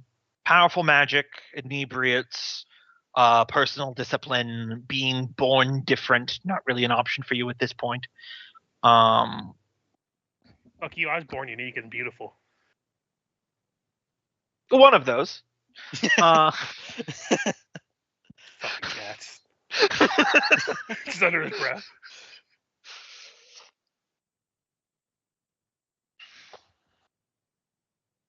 Lady Yinshi speaks up again. As for the troops that I promised, I will begin organizing them. If you have any way, perhaps a spellcaster with the gate spell or something of the equivalent to move them faster, that would help.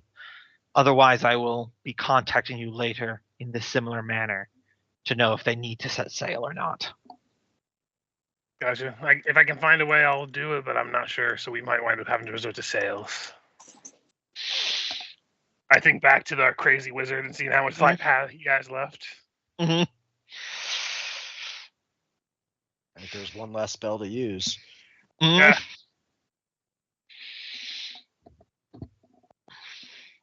Yeah. But I don't have any other questions for myself. So as you rise and you feel the big dream spell beginning to fade, Leviticus turns to you, speaks up again with a flick of his tail. Be wary where you step, Dwarf King. You are now treading into the realm of things older than the world in which you live. There are things far more terrible than demons that exist in the blackness between the stars. They have left their traps deep within your world. You would not be the first led to ruin, trying to stop them or harness them. this talk just made me really consider the fact that I might start being an alcoholic soon. Which I guess, yay, dwarf. Is that not the default version of your people? It's And then you wake up. I wake up. I imagine we're like I don't have a private quarter in this probably. Yeah. I just Get slap up, probably Fergus. It's Nolgrim time awake. for a drink. I just slap Nolgrim awake because I imagine we're sleeping nearby. What? So first thought, cats are pretentious. I don't want to own one. Random, but okay. Also, I'm really heavily considering the fact that this blooming darkness man that was talking to you might be another setup from the Blue Dragon. And I start waking and gathering people to kind of relay the information I had in my dream and how it really got me thinking, hey, this might be the Blue Dragon wanting to get the power he needs to open this gate, and he's using us to do it again. It is But possible. hold up. I mean, valid, but what leads you to this revelation? Well, I mean, I relay the information about the dream and how he Okay. needs a power source, and it's a mysterious vaulted cavern with ancient pillars of giant creatures. That he's saying that we need to go there to learn the truth, and it seems very get them to a place to unlock something that I need for power. It's giving those vibes. Okay. I hate to Hey, interrupt. knowledge this. isn't always. Oh, go ahead.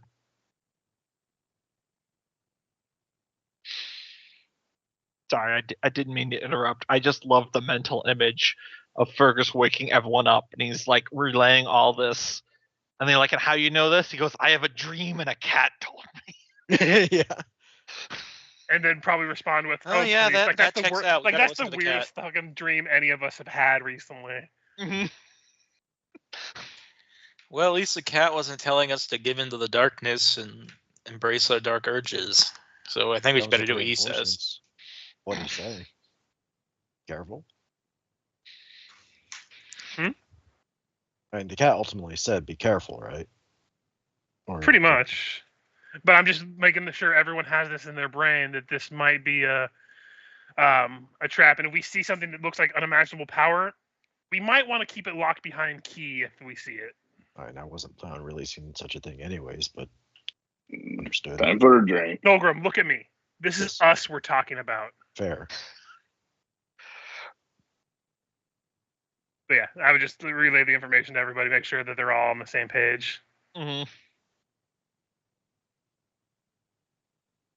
And yeah, that's all I got. I assume we're still going to wind up going. Yeah. Well, I Well, mean, you're almost on there the- now. Yeah. Yeah. On the upside, at least we defied the instruction insofar as we brought Tasco. Yep. Hey, yeah, we stick it to the man by utilizing the man. Although that does give some insight as to why Mother Fire and Father Mountain have been silent. Yep. So let's be on our toes. Sorry, out of character. I was getting family aggro during that scene. What was the reason why the gods were being silent? I came back in at if they're not sending messages, fear. then y'all are just Yeah, following fear. it. Fear, and Mulgrim is going to say they've been in hiding because perhaps they know that something is looking for the power of a god. Yeah, and also there's a good chance that this evil god that's whispering to Nolgrim after Task wouldn't take the bait could also just be the Blue Dragon again. Yeah. Well, Is we there all any- knew that. Yeah, but I'm really starting to think it now. Like, there's definitely, like, I'm leaning honestly towards like an 80% chance that that's what's happening. Hey. So are we don't gonna know go what- tap the magic rocks or not? I mean, we have to go now. We're so close. This would be like window shopping and then not buying anything before you leave. Nobody You're an likes to do idiot. that. And we don't know what could possibly allow him to harness this power if it is what he's after. Might be safer to just turn around. And wait for another rube to fall into the trap, right? Well, I mean, he has a whole militia of rubes with the drow, so it's only a matter of time if we don't go ourselves. That is what I'm saying. Yes. Aye, but perhaps it can only be unlocked by the Dwarven King. He didn't message Fergus. He messaged me. Sorry, the supposed to be true Dwarven King. With a did I stutter? Let me make it more clear for you. Gives the middle finger. It's supposed to be real game.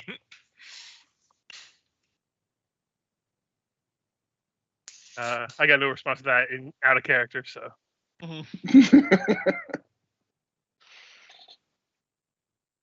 I still say we go and at least see what happens. If there's something like to unlock, we could always decide then or turn back. But at least see what's there and see what we're looking at.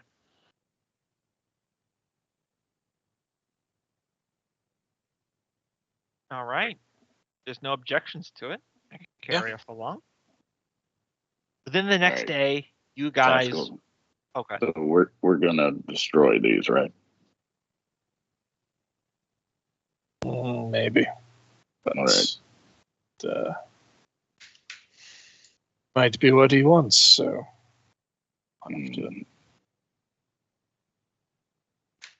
Just hold your horses. There's a lot of mind games going on here. I'm not good at these. Just punch it.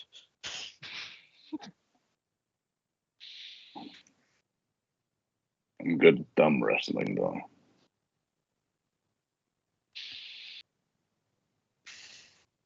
Within the day, you guys arrive at the area. Remember the pillars. And you find quite the different sight. Pillars are here, but only rubble. They are broken, shattered apart, and scattered across this section of the sea. I just hold out my hand. With only chunks of the stone. I won't make you guys roll. Between dwarven stone cutting and your high rolls, you can tell that the breaks are natural from an earthquake, but also very fresh within a week. Approximately tracking with that earthquake you felt. Whatever markings, runes, and hieroglyphs that were here when you passed through, they've been destroyed. Whatever knowledge was hidden by these structures has been laid to waste. This is probably why they don't want us to invite Taskell. Yep. That John Denver's full of shit, man. Well, we came, we saw, we destroyed inadvertently. I guess we would probably just go closer to the top of the cavern just to see if there's anything left on the top. See if the pillars were pointing anywhere. Or if there's like the remains of something on top that was, because we never really did scale it like we were going to originally when we came through here. Yeah, someone just give me a flat D20 luck check. Pilgrim, this is your jam. You do the D20. I do have lucky. I mean, if you want to burn lucky to make him re-roll, I'll allow that. But go for it. Ah! Yep, give him another. Okay, last one. Come on, get another 1. 3, 2, 1, go. Right. 9. All right. You fly up to the top of the cavern, and though you do see where at one point before erosion set in, the pillars met with the ceiling of this cavern.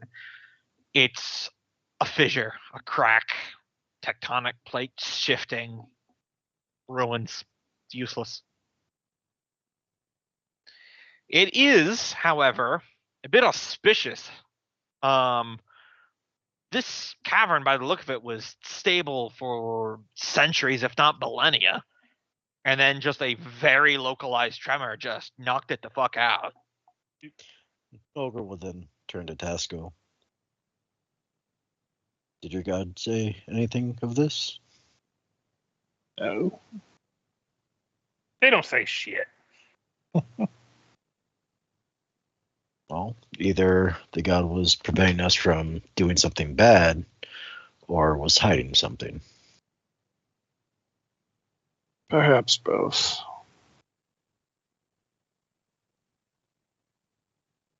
Do you think this is a sign point towards being related to Encephalon, or do you think this is showing that the burning darkness was being truthful? I mean, it's all If I had those answers, we wouldn't be here.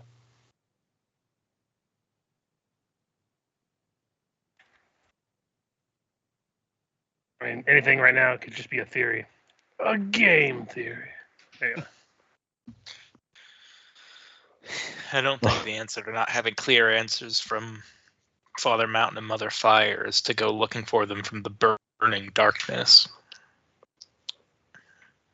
Nogrim will kind of just look down at the ruins and just that scholar and archaeologist he just takes a moment. Just the mystery's lost. It's in some ways it's kind of like, well, a single tear, right? It does have a slight scent of a theological book burning. I will say that. Yeah. Nogrim's probably going to be pretty dour the rest of the ride back. Yeah. You still owe me that 10 gold. I handed it over. Very well. Looks like you should have a drink too, Nogrim. Yeah. Have we established there's not a commune spells don't work with them, right? They ain't just not answering calls. I don't think you've really tried. Yeah, we haven't really tried in a lot of that, I don't think, recently at least. Mm-hmm. Who this new number? Well, let's try to commune and ask them why the hell did that happen. Yeah, I mean, it's a long trip back. Might as well. Yep. Divine intervention. Rebuild the pillars. Let's check the spell commune. Pretty sure if they did do that, they would not go along with that anyway. I get now the flying boat.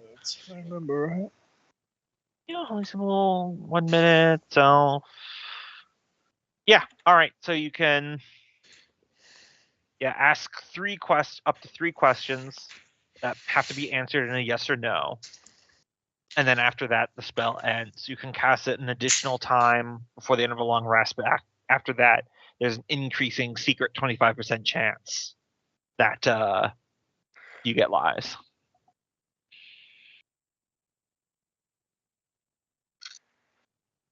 So you can most certainly ask your 3 yes and no questions.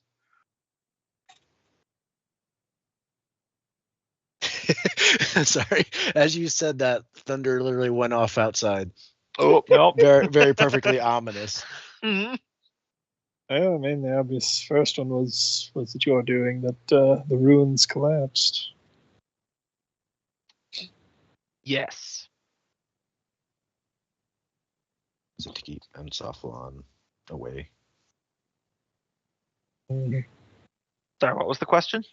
Would it have allowed Encephalon to activate or complete his plan? No. There.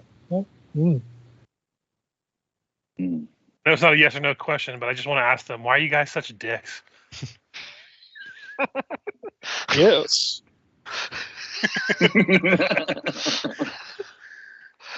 Also, sorry, this is unrelated to the commune thing, because we will resolve this, but I do love, in this entire campaign of all of Fergus's snark and giving sass to people power, his one match was a literal hellscape. Yeah. For the last one, do we want to ask if it was meant to keep the burning darkness sealed away longer or to hide a secret?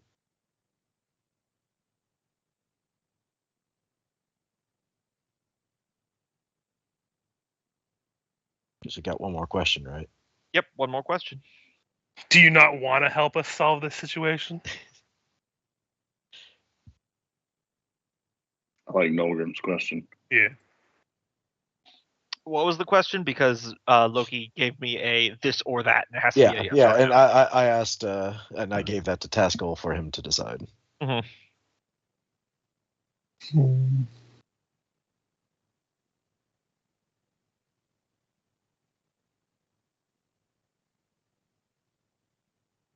Would it have unleashed the burning darkness?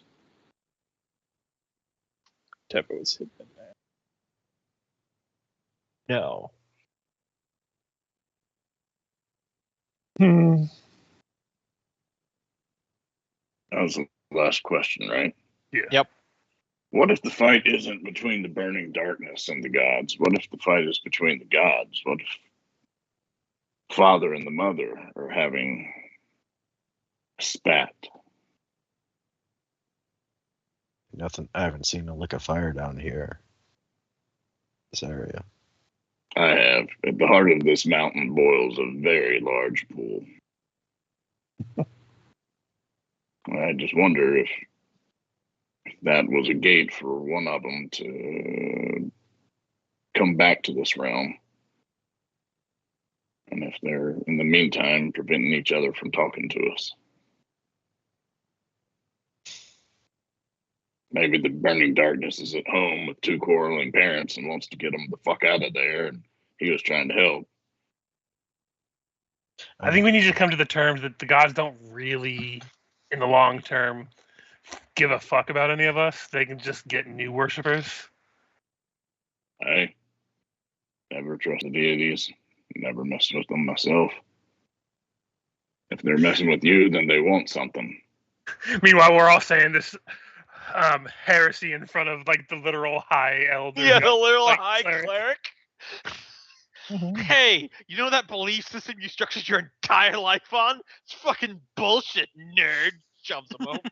As far as we could tell, they've like Nolgrim's just Yeah, they're wishes. not gonna help. We're on our own at this point.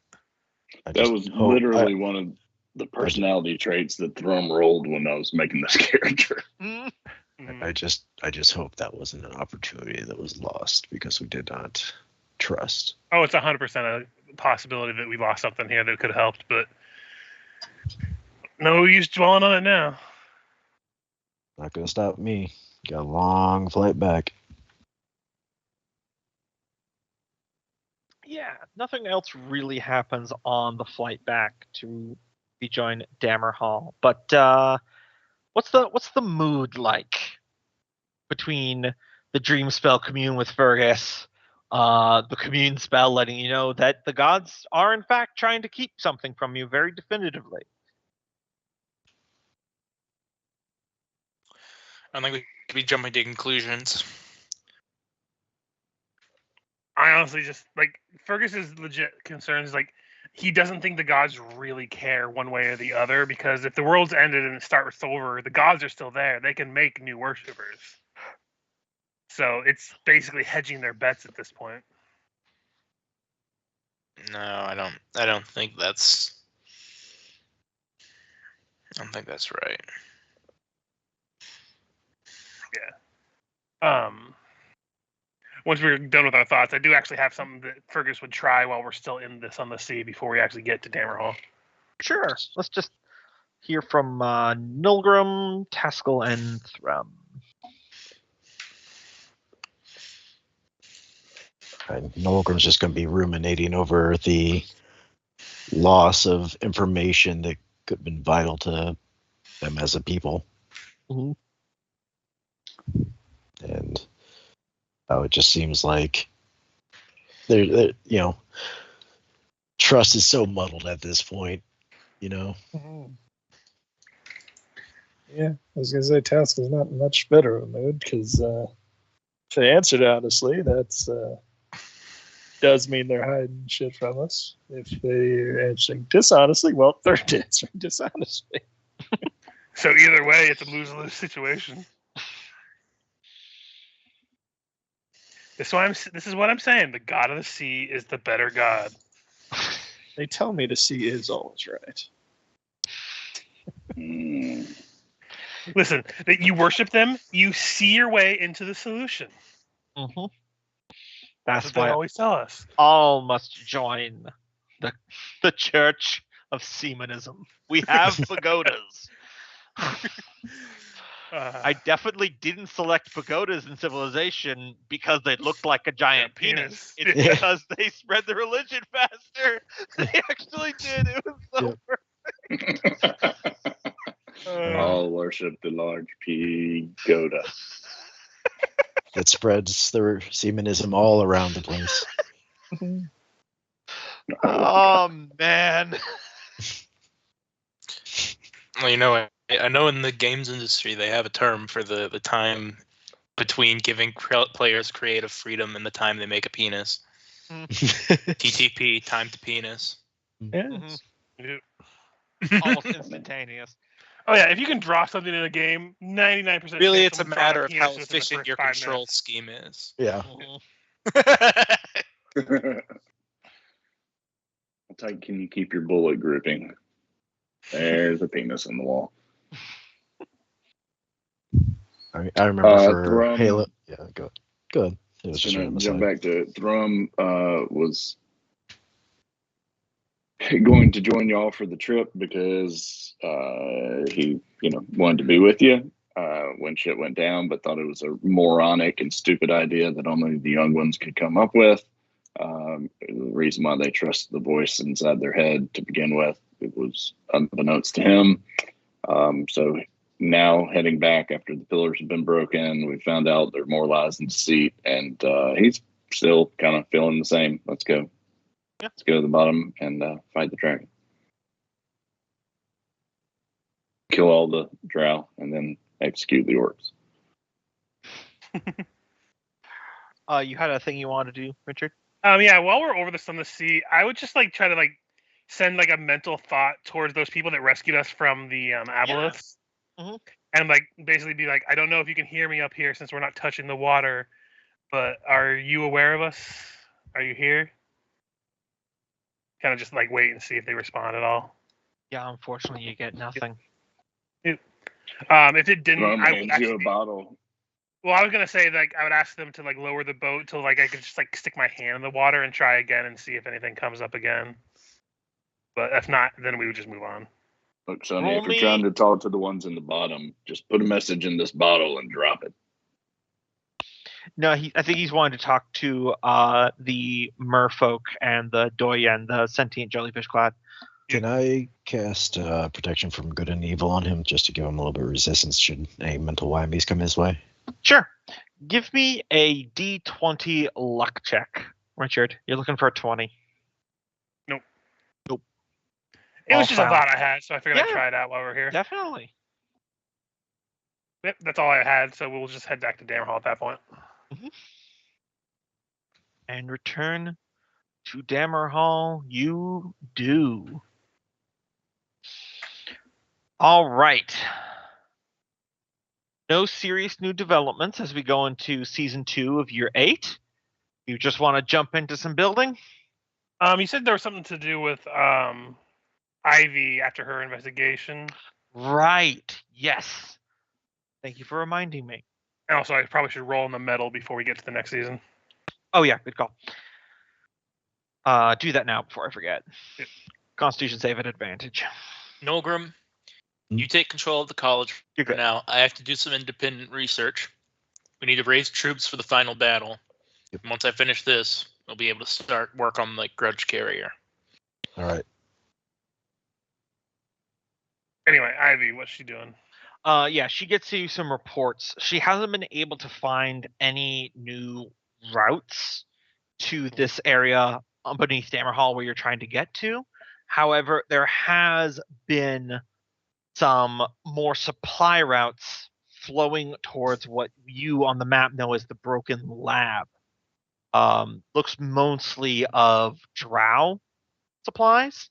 Not a huge amount. Not enough to make it a gathering army. But they might be researching something. It is a lot of stuff going in and not coming back.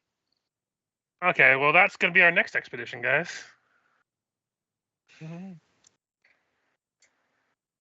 Because we got information that is trying to make something powerful, and it's a broken lab. Something doesn't seem right. I don't know if we want to go ourselves or have someone investigate, but anyway. That's up to you guys. We've been kind of going places for our seasons of activities, but definitely vote for killing drow.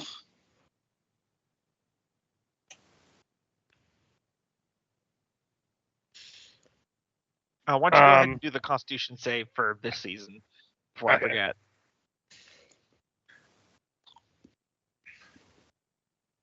Okay. Still hanging in. Trying to think of anything we can. Mhm. Yeah. Anyway. Do we want to go investigate, or are we just going to stick with Kingdom Actions this season? I'm looking for advice from the rest of the party here. Yeah. I just adjudicate. Yeah. I vote investigate and kill Drow. Yeah. I'm gonna focus on building up our army a bit more. Do we want to just have someone take an action to investigate? I think I so. can have Ivy investigate further. Because then, if it's a concern this next season, then we can act. I think, but Yeah, you can just have Ivy do That a works. base investigation. Yeah. The quiets have it. All right.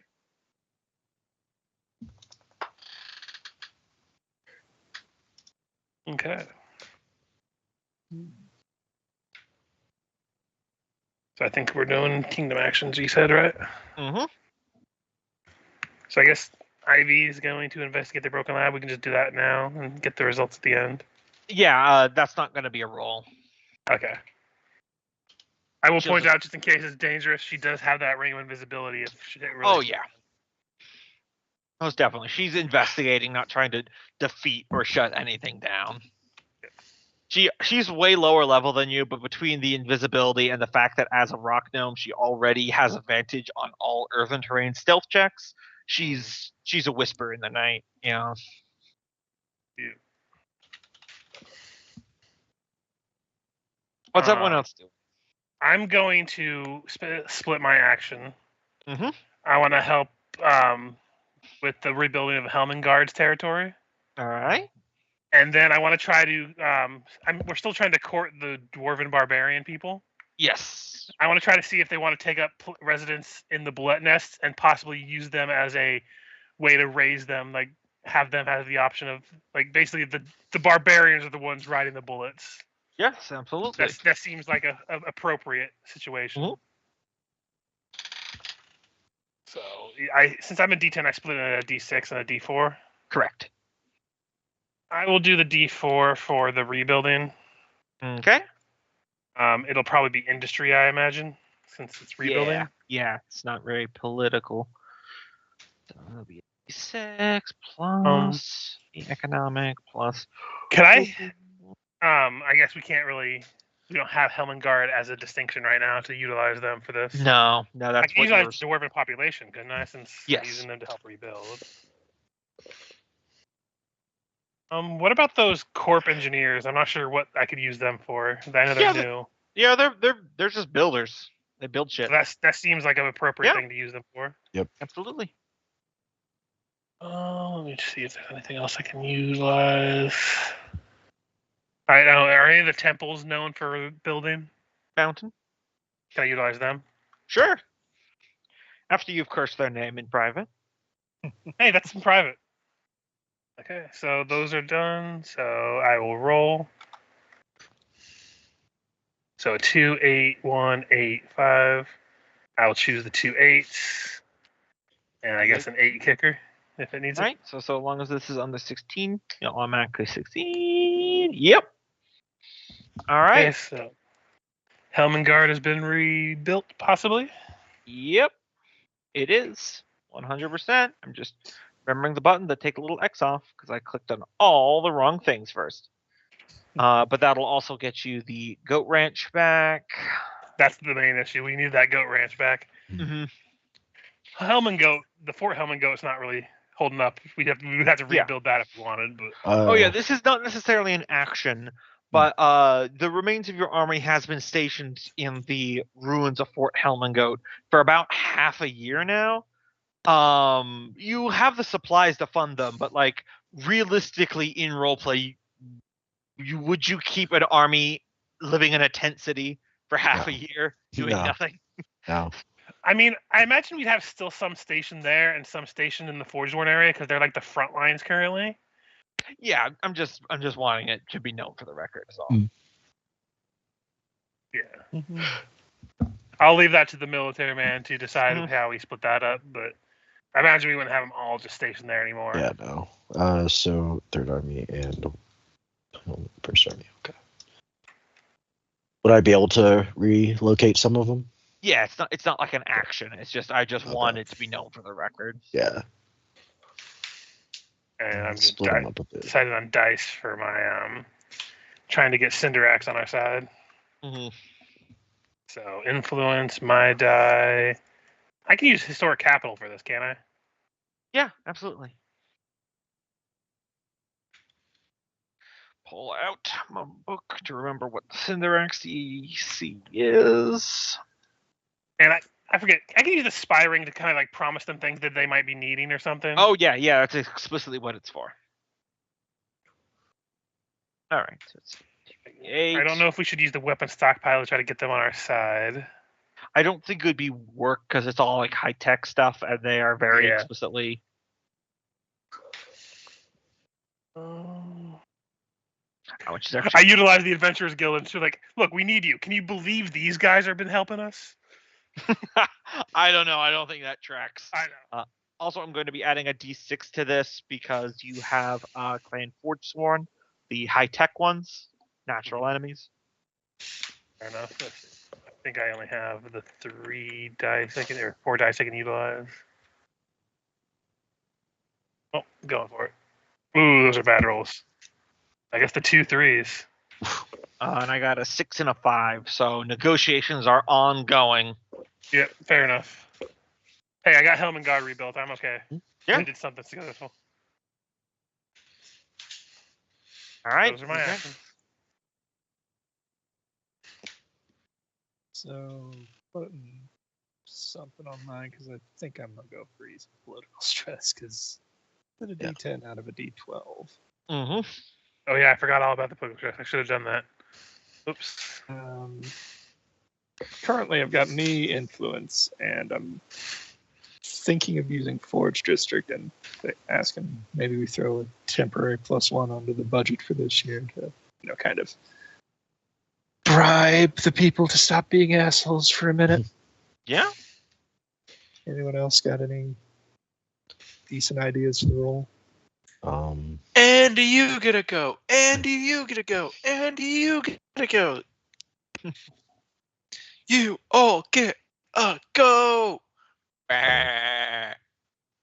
Do we want to use the spy ring to see if they could help with just? Although I think the spy ring goes down by 1, by the way. Yeah, I'm adjusting that Oh, now. okay. But you can totally use it for. Yeah, you can use it. We still have 2 more uses of it. Yeah. Because remember, it's just an action from Ivy to restore. It doesn't even add to the budget. Heart of the Mountain and Golem Foundry. If anyone disagrees, you have them turned into a golem and thrown into the Heart of the Mountain. I don't. It's very Dragon Age of you, Coat, but I don't think that's applicable here. Fear. Powerful. Yeah, no, I was thinking like Forge District was like, and Forge District plus budget was like getting them funding for their pet projects and or direct items that they'd want. Yeah. Okay. I'll let you add a free D6 with that for boosting your budget by 1. Just for this year. Okay. All right, let's see what it do. I had a lot of 2. I mean, you did get a 10 in there, though. All right, yeah, so it's just a 2d10. A total of 12. 17. It's not going great. The halls of power within the palace do smell of orc. The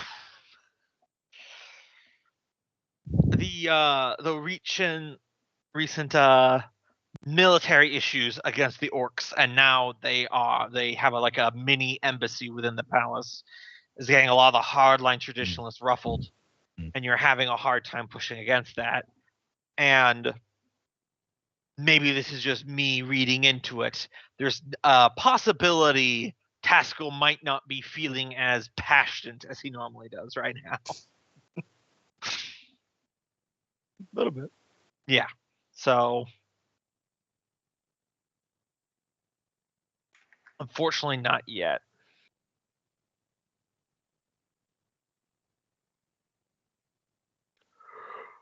You had a good shot of being able to succeed that one though. It's just all the twos. Yeah. Out of curiosity, does restoring Helmand Guard reduce the population stress or no? No, most of the population stress is due to the ongoing magical plague. Oh, right. We need to do something about that. Yeah. Listen, we've been busy. We've been forgetting. Yeah. Yep. Do you want me to use one action to build an army and one action to try to take charge of that I mean, it might be cleanup helpful. effort? I mean, there's an argument that it's more of Thrum's department of the interior. Oh, okay. I mean, Thrum, would you mind? No, that was my plan. Okay, perfect. And if you want to go for it, no. Army Yep, build. you want me to go ahead? Yep. I wanted to let's start with splitting my action and going after the magical plague first. Okay. Where am I? There I am. Am I a D10? 10. So do a 1d6 plus would you call this? I feel like the magical influence? plague, this would be lore. Okay. Right. Let's see. Oh, yeah. Which clan is smart? Emberman. Can I bring them in? Yes. Right. Had And mega then project. obviously the potion brewer. Mm-hmm.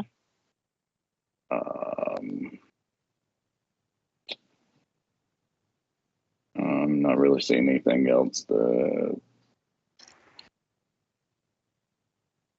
Your pillars. Okay. How do they help? I mean, I Manpower. assume manpower, just covering ground. Sure. Could the Corps of Engineers get in on that if you haven't mentioned that one yet? I don't feel like this is something you could build infrastructure to overcome. Does this pertain to the maybe there's a the mass that's been in that magma pit?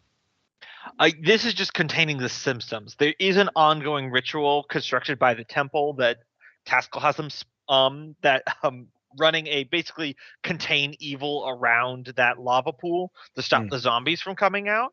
Mm-hmm. So that much is contained. You're just treating the symptoms now. Could I have all of the temples help in their research? I would definitely say probably the ancestor and the fire temple because they're the ones most concerned with people. Okay. All right, that's that's a bunch of rolls. Yeah. And this is going to be a 2d8 plus a d4 on my end, so good chance to be able to quash this. 6, 6, and a 1d6 kicker. All right, so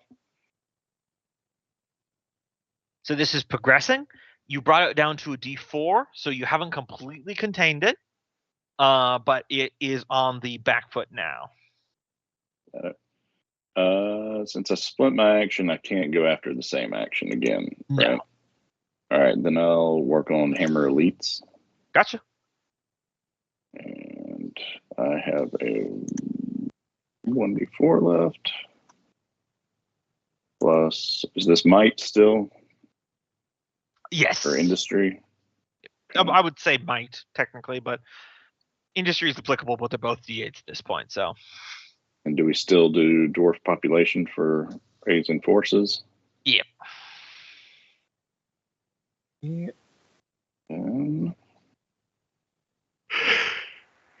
Let's transcend.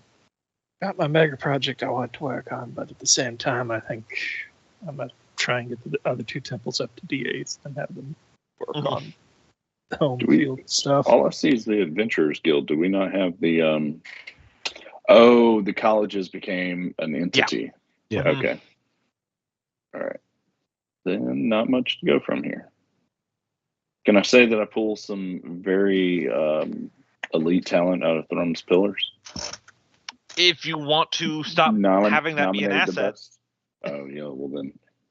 because you're already at a D4. That's about as low as you can go. Yeah. You're like barely funding them at this point. All right. Good rolls. 5, 5, and a 2, or Mhm. 5, 5, and a D8 kicker. And I got a 5 and a 9.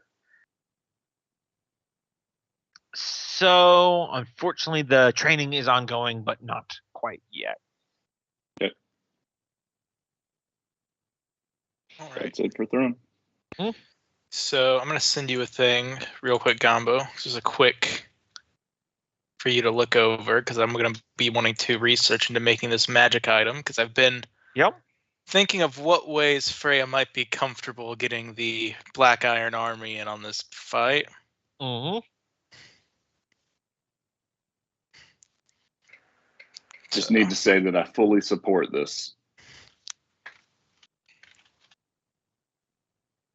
This is what I've come up with.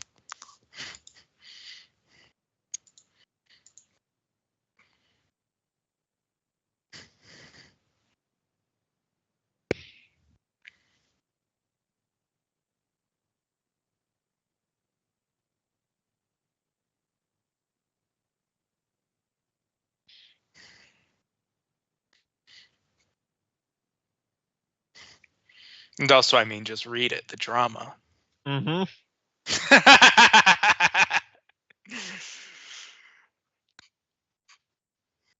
Uh-huh. Oh, I see. So it's like a trigger. Yeah, fail safe, basically. Mm-hmm. You know what? I like this, Michael. Here's the deal I'm going to cut with you. I'm going to say it's going to take your action to make this, but I don't think you have to roll for it. I feel like you have the knowledge and know-how that you can make it if you take a quarter of a year. Okay. As like a personal Cool, thought. I'm good with that. Because I like it. All right. Never let it be said that your friend Gombo doesn't yes and when he DMs. So we're gonna be trading here in a minute, Nulgrim, for that crown back. All right. But let us complete this this rotation because I think we have other things we need to go confront, right? College of Magic and Metal. I think they'll be training Hammer Elite. Do you guys think, or do you think we? Nolgrim's going to be training some of the Grudge Retributors to try to get a special unit. But everybody good with another round of Hammer Elite? Sounds fine to me. Yeah.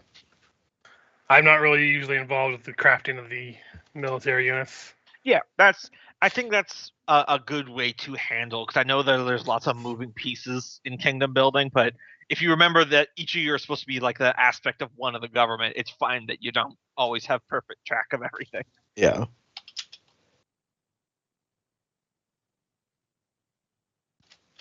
I think political stress will factor into this, but that's about it. So, College of M&M, Might. Our Hammer Elite bolstered by Dwarven population. Yeah, I Okay. let Cope use that one. Okay.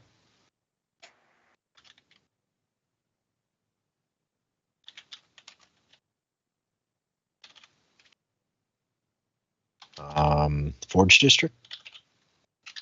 Yes.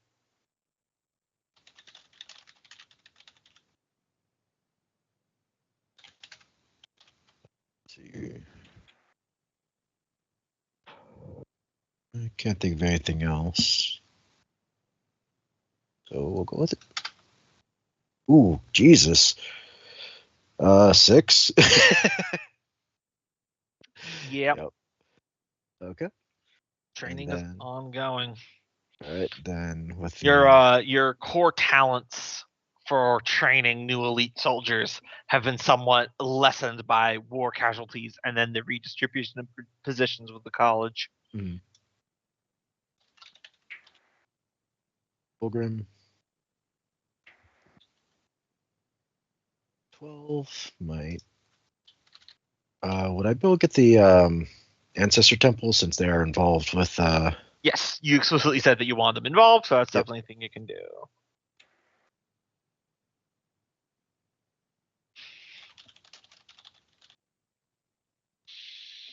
Also, I'm very much assuming you guys aren't having the content of those destroyed pillars and your doubts about the gods go public. Nah. Nope. Because let me tell you, if you did, the ancestor temple would be smug as hell. Yeah. Be like, You know who you can rely on? Your undead granddad. That's who. He never shuts the fuck up. to say it before, but I always hated those fuckers.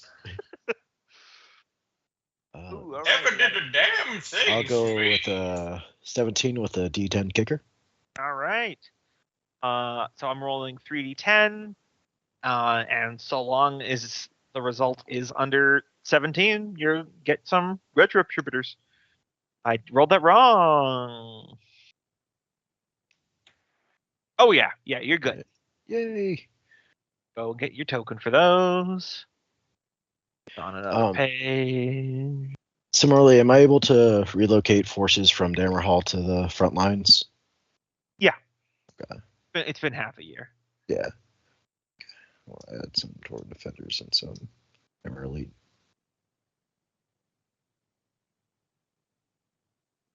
I think that's good.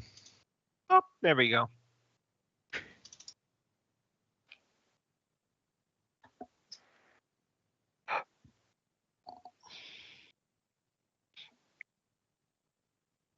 Of course, if you intend to dig down through Dammerhall, you'll want them all in Dammerhall at some point. Yeah. It's just right now I want to make sure our front lines are good, especially with activity going on in the lab there. Yeah. I think that's both of my actions. Well, my action in the college, so that'd be my turn. We already established Ivy. I know we're in the last hour, but I actually need to quickly take a buyout, so I'll be right back, and then we can Yeah, I'll do the get into same. what happens next.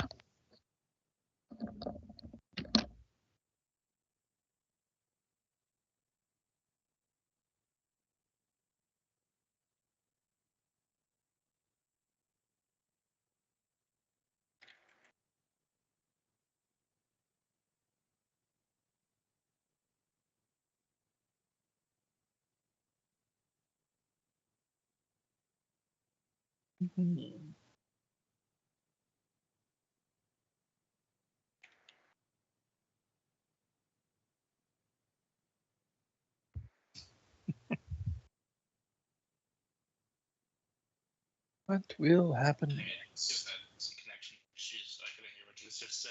The last thing I heard was kind of chuckling in silence. Yeah, and you're real quiet now. what was that? Sound like Michael went to the other side of the room.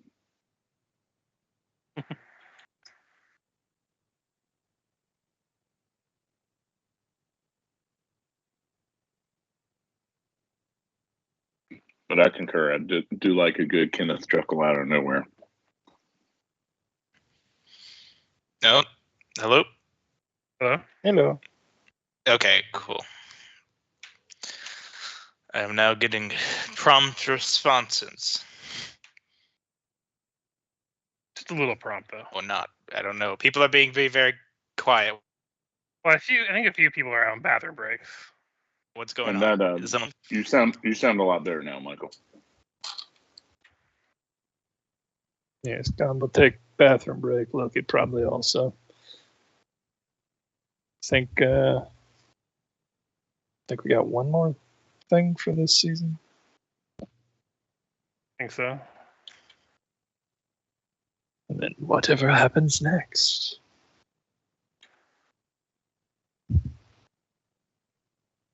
Clearly the drow anything. invade. You can get back on a boat.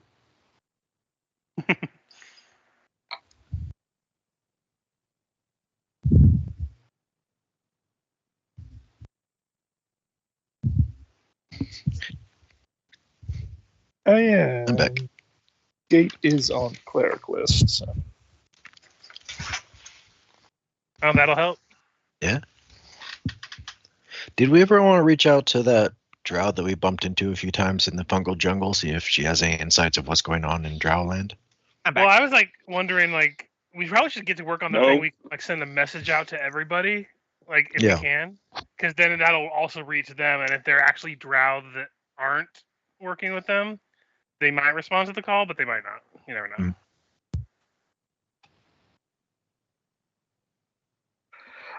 All right.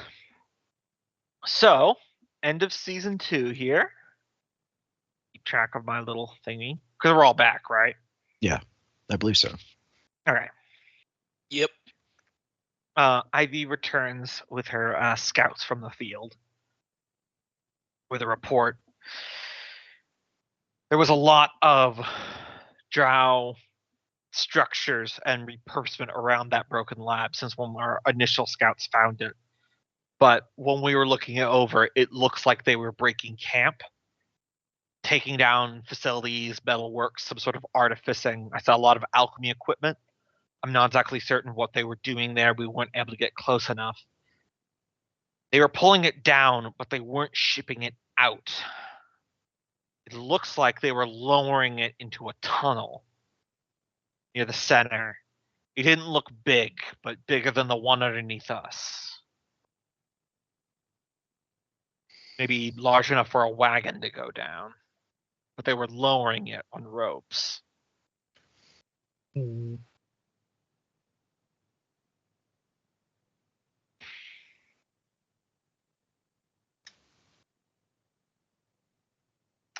Also, and this might be the most interesting news there, that drow alchemist was there.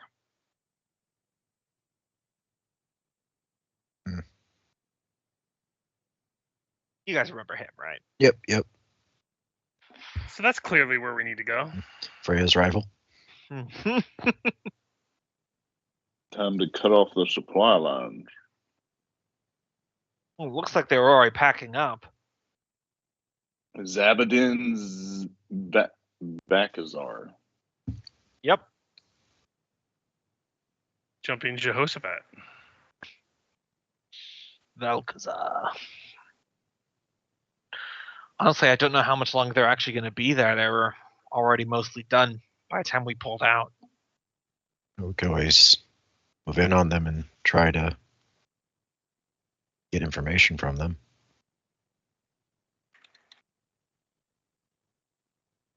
But we'd have to act like immediately.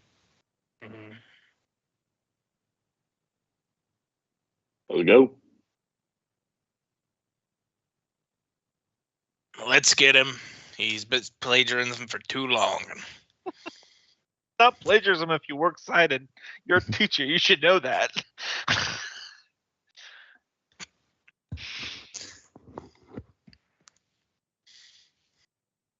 Real quick though, Fergus. Actually, I'm pretty sure you can't take a patented, I don't know, Ford motor vehicle part and put it into a Chevy and then sell it. Well, I guess you can as a private. You can't do it as a whatever. Yeah. Copyright infringement. Look, he's from Texas, and it was his. And by the way, let me tell you, teachers do not give a fuck about copyright infringement. No, I know. All I'm saying is that it's no less of a private corporation thing and more like China stealing your plans. Like, what you doing? Stealing my plans? are you? All those times you had a movie played for you in class, totally illegal. The most illegal. Uh-huh. I will ask this of Fergus, though. Have you done any thinking into how you want to get the Lady in Chief's forces here, or are you just going to rely on the slow transit? We just established that clerics get gate, so... Okay, see, I missed that because I was taking a piss. Yeah, no, I know. I realized that. That's why I was restating it, because he just said that he can use gate, so that'll solve that issue. Mm-hmm. Also mentioned it once, like 2 months ago. Yeah. But yeah, it's on the list. I double checked when we were in the dream sequence, because I have copied over the wizard list once before. Mm-hmm.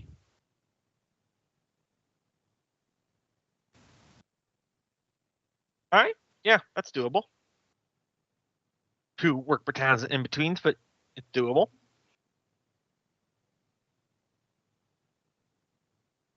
I just saw that there's a spell that's literally just Temple of the Gods, where you just summon a temple into being.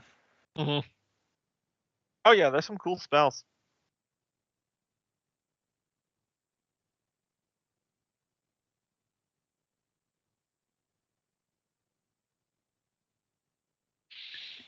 Yep. All right. First up, Fergus, give me an advantage Constitution save.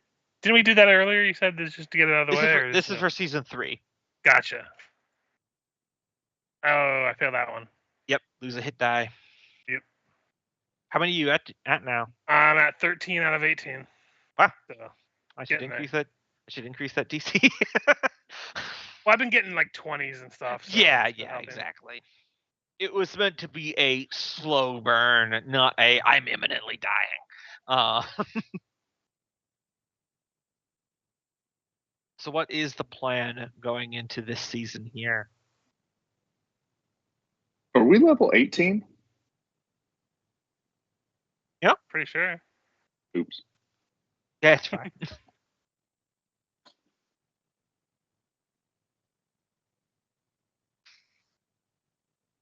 Yeah, I seem to be 17 as well, so I'll fix that after.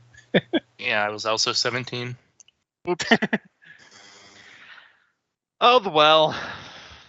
I mean, we hadn't done that much that it mattered. Oh wait, shit! I'm 17 too. Why do I have 18 hit die?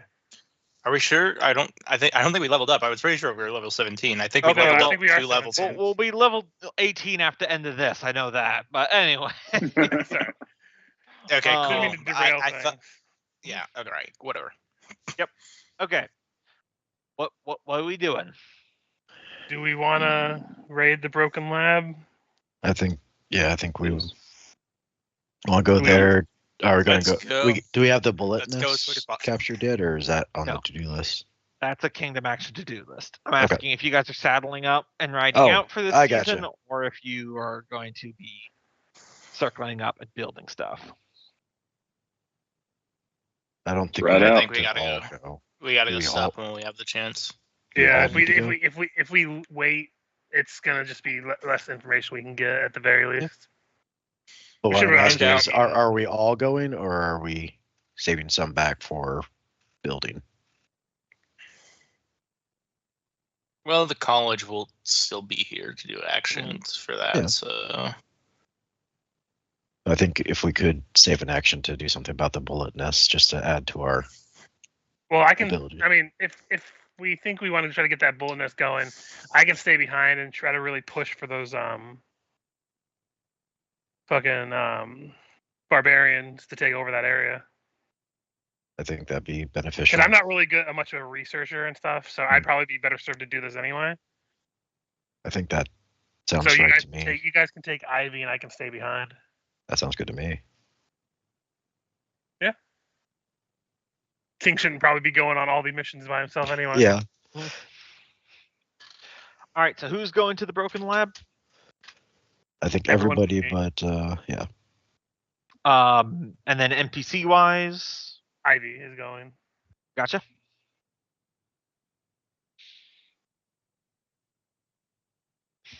All right. So let's quickly just do Fergus and the College of Metal and Magic. Get those out of the way. I am going to try to persuade. Why can I never remember their names? Cinderax. I'm just going to devote my entire action to this one this time. Yep. GA plus D6. That's what I have.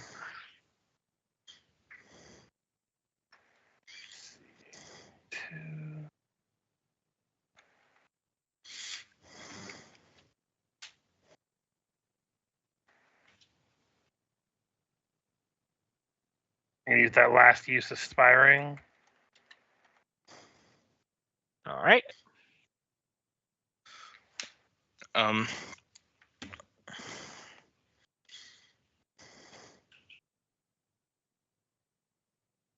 don't think any of the clans I can utilize for this, so I think it's just the No. 4. Yep. Well, better rolls this time, so I'll use Very that good 9 chance and of that this 5. working. All right. So what was I have 14 total. All right, and D8 kicker. So that succeeds. Mm-hmm. So let me give you a new distinction, as you have successfully managed to negotiate with this clan Cinderax. We don't have to do a whole political reception scene. You didn't push this guy into lava. You're familiar. Yep. He He shows up. We both punch each other. It's all good. We're good to start construction on the grudge carrier if you want Loki. Yeah, that sounds good to me. Awesome.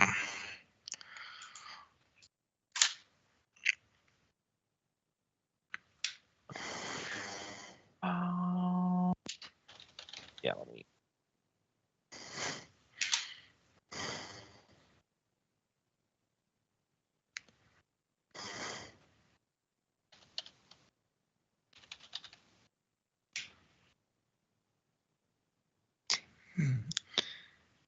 A D10. There we go. So if I got this right, you want it to be a 14 with a D10, right?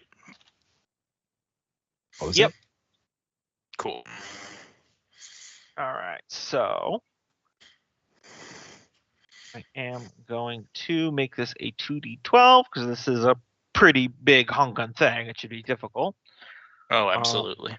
But I don't think politics would really factor in here. I'm going to give it a 2d4 for civic and economic stresses.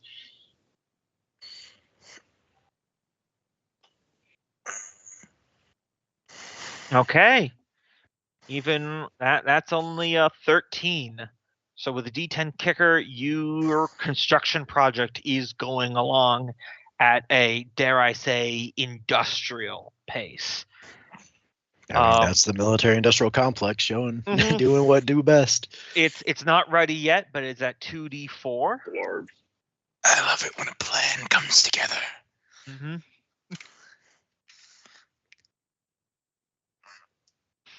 I will say I know that Freya is riding out to the Broken Lab this season, but if I may do a small scene with Freya in relation to the Grudge Carrier, Yes, of course. You're in the Forge district, the overlap between the military-industrial complex, the natural forge masters of Dammerhall, and the minted College of Metal and Magic. You see the large cranes hoisting massive plates into place. You hear the hammering of steel and the flare of forge fire as the metal skeleton of your, dare I say, magnum opus is being pulled together. The arc that you plan to lob directly into the heart of Encephalon. Bustling dwarven industry. As you're overlooking that, you hear a voice. The voice of Bendrak.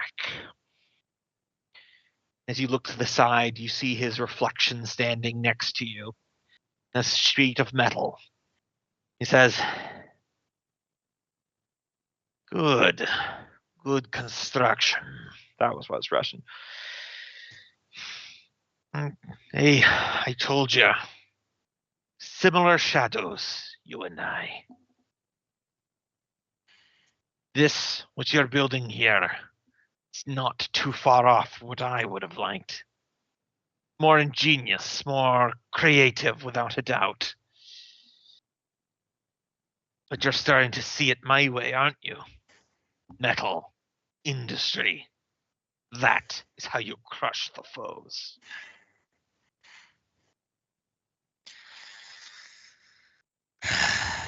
I suspect you already know that I plan to use the Black Iron Army then. It would be the only smart thing you could do. An army of orcs, a hodgepodge of dwarven forces, and foreign troops from across the sea cannot lay this enemy low. I know it.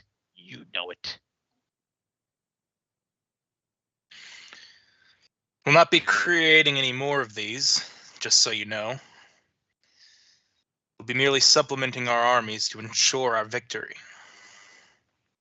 I'm sure. But as I promised. If you would like, after the war is done, your assistance would be greatly helpful in undoing this madness.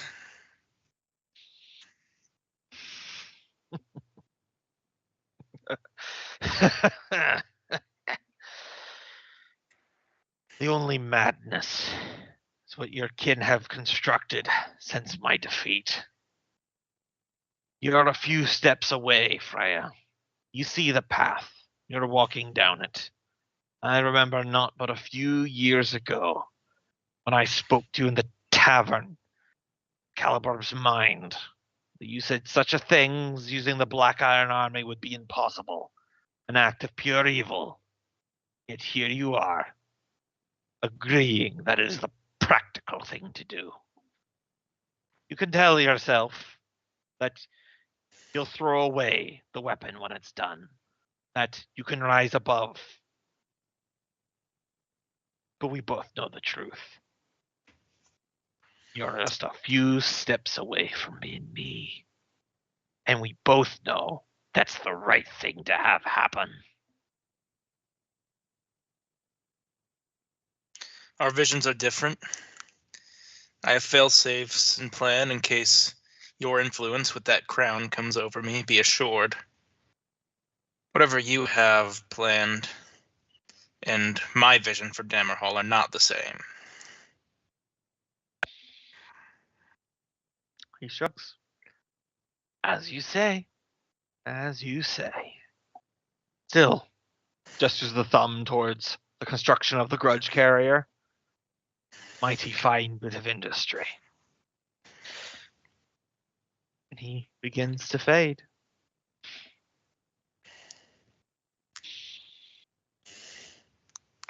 Smug asshole. Bah humbug.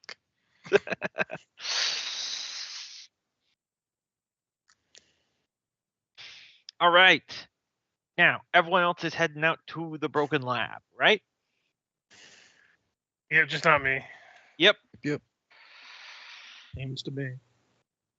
Are you bringing any troops, or are you just adventuring partying this?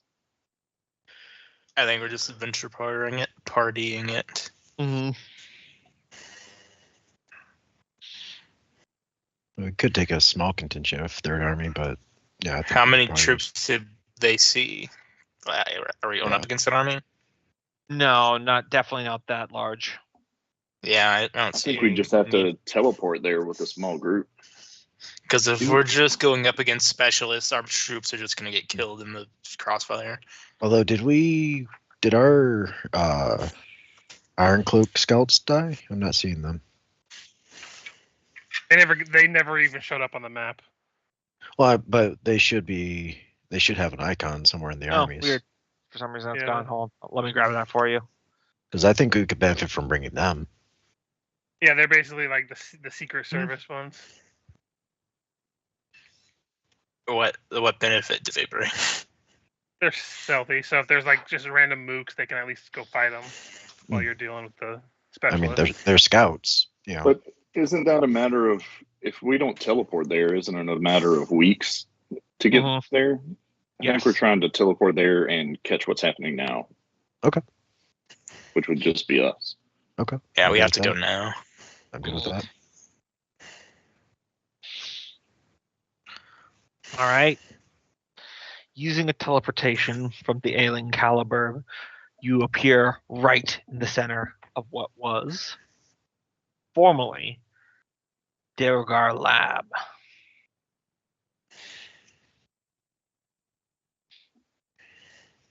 If you were expecting ambushes, shouts of alarm, you are sadly disappointed.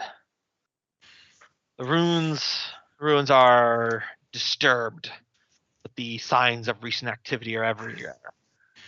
Rivets and iron bolts hastily pulled out of stone. The ground kicked up and disturbed by many feet, some humanoid, some larger, some unwholesome. Drag marks, cages, wagon tracks. large golem feet, small acid burn residue here and there. Would seem that you have, all too recently, have missed your quarry. Someone give me a survival. And someone give me an arcana. I can definitely do an arcana. Since the king isn't here, I'll do the survival. Mm-hmm. He usually has a very good one. Mm-hmm. All right. While Freya's taking a minute to load. Yeah. Thrum, it is a simple task for one of your skill to not only backtrace these footprints and all the marks, but also to kind of get an image of what happenings. It's very much like that scene from the Two Towers. There where, were two great warriors here. Yeah, essentially.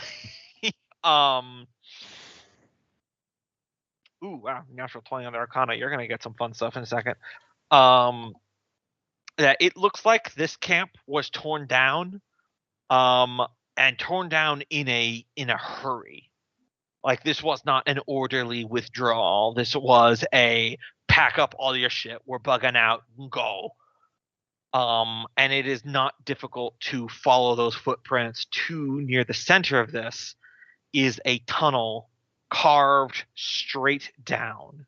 The treatment of the stone looks like it's more of cut by acid than by pickaxe. The tunnel is, as I said, a vertical shaft. It is significantly larger than the vertical shaft that was found at the base of Dammerhall, but it is still not large. It's maybe 15 feet in diameter, at least where you are. But it is deep. Very, very deep.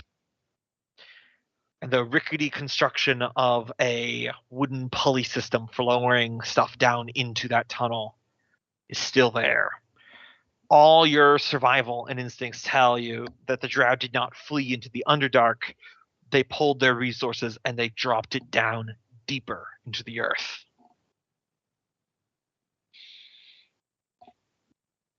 Out of character, Ivy scouted that she found the city and that there's a whole camp of drow down there, right?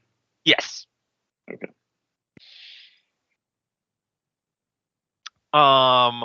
Freya, that's a very high natural 20 Arcana. So you are getting a lot from this place, even with what little was left behind. Turning back the clock, this was a former fortress of experimentation by the Drugar, long before the Drow occupied this area and dug that tunnel in the center. You see evidences of large cauldrons, the long, sooty residue of elemental essence experimentation, and cages.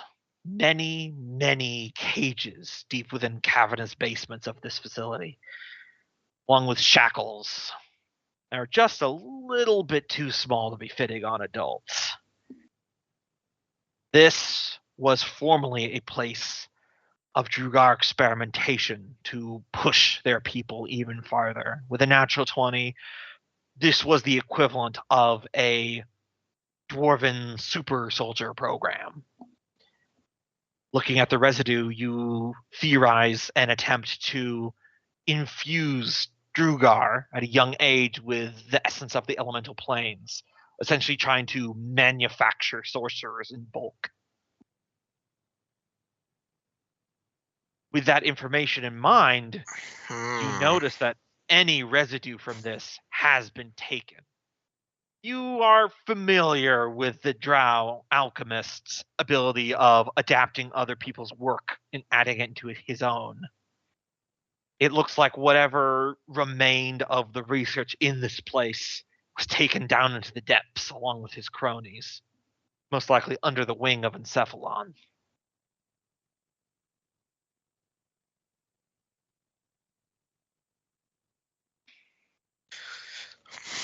Well, I'd relay all that to the party. Is there any way we could track him down? They went this way. Points down the cavern.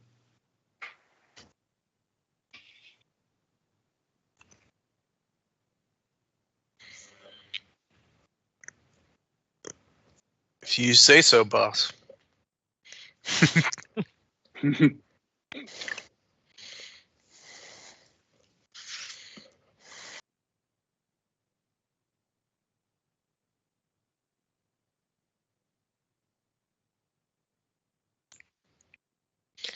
But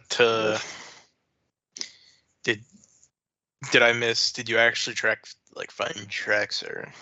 Yeah, I already did a survival earlier. Yeah, okay. they went down into that hole deep into the earth. Well, put a little pep in your step. Hole's not gonna climb down itself. You going down the hole? Could my survival tell how long it's been since they were last here? Unsettled dust, that kind of stuff. Yeah, I would say probably a week and a half. They're well ahead of us, Lassie. I don't know if plunging down into the teeth of their army is a great idea, but I'm up for an adventure.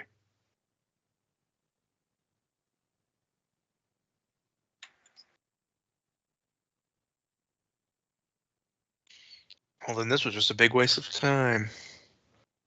It's no broken pillars in the sea, but it was a pretty damn big waste of time. It's been like 7 minutes already. Let's get back and tell Fergus.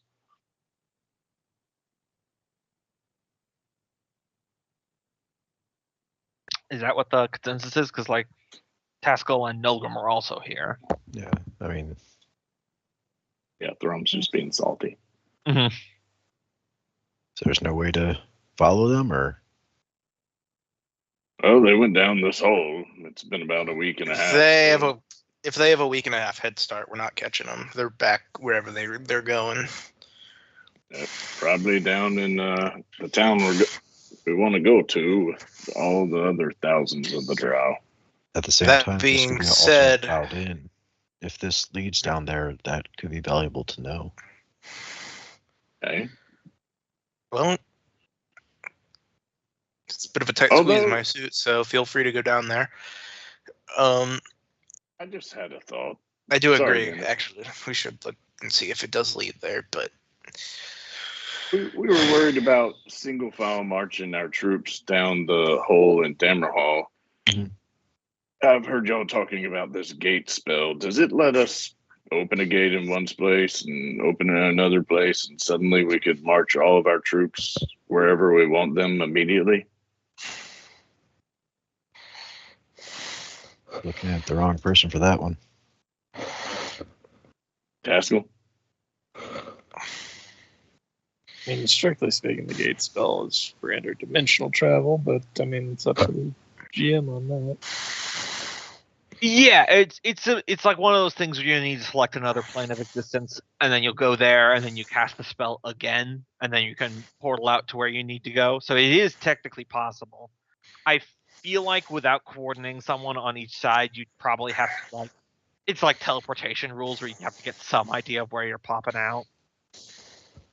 Yeah, I mean, if you're where you want to be, like if we infiltrated the city and got to where we wanted to be and then cast the spell to open the gate up, assuming they're in the other plane kind of thing, could we all of a sudden have our entire army come out and flank them unawares? Perhaps. Well, right now, what I'm thinking is we have these orcs marching through the main entrance, and then we burrow in through a side entrance and take them by surprise.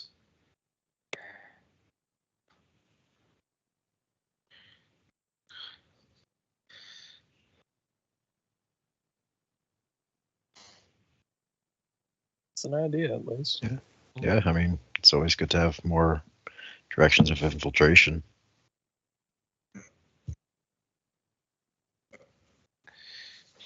Imagine a fight like this, retreat isn't really a concern. I doubt that they'll dedicate their entire force to fighting off the orcs alone, but they'll send someone to stop them before they make it to the city, and I'd rather not fight with them amongst our ranks. We have no idea when they'll start chopping down friend as well as foe. I agree with that sentiment. Do 2 gates on either side of them and catch them in a pincher move. Are you guys going to go down the hole? I think that's the plan. We scout ahead. All right. Someone who's leading it, give me a perception. I feel like without the king, Thrum would Mhm. lead. Yeah. Just from the navigating survival standpoint. Oh, you said a perception. I rolled a survival whenever it comes through. But Yeah, perception instead. Sorry. It's a higher number. See? Oh, slightly higher bonus too. Climbing down this shaft, it very much reminds you of, you remember the great jumping off point early in the campaign? It's very much like that. Up. It takes a long time to get down. But with that perception, you do notice that crisscrossed across this tunnel, which is significantly smaller, are multiple thin metal tripwires that hook up to various alchemical explosives and booby traps all down the tunnel. With a 21, you are able to spot them all, and you can disarm them as you go. But this was very much like they left landmines in their wake kind of situation. Wow. But you do eventually. Okay, sorry. I was going to say, it looks like if we ever do catch up to them, they're not going to be suspecting anybody to come this way.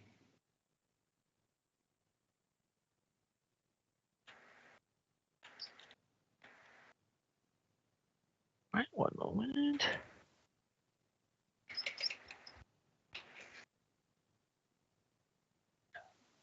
But at the end of this,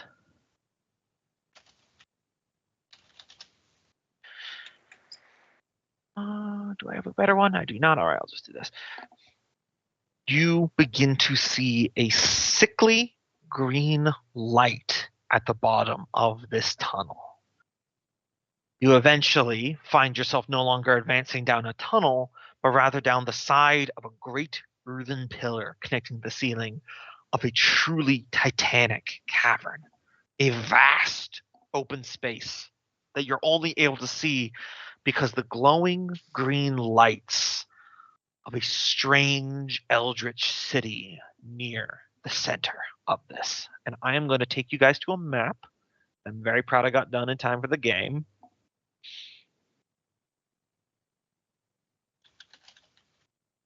You guys should see that.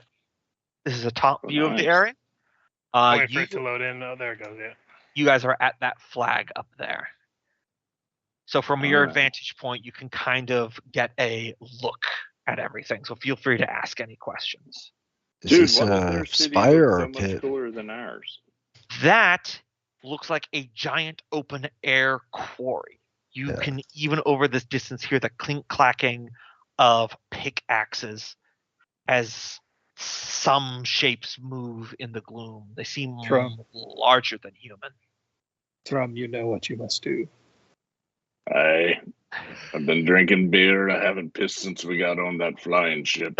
It's time.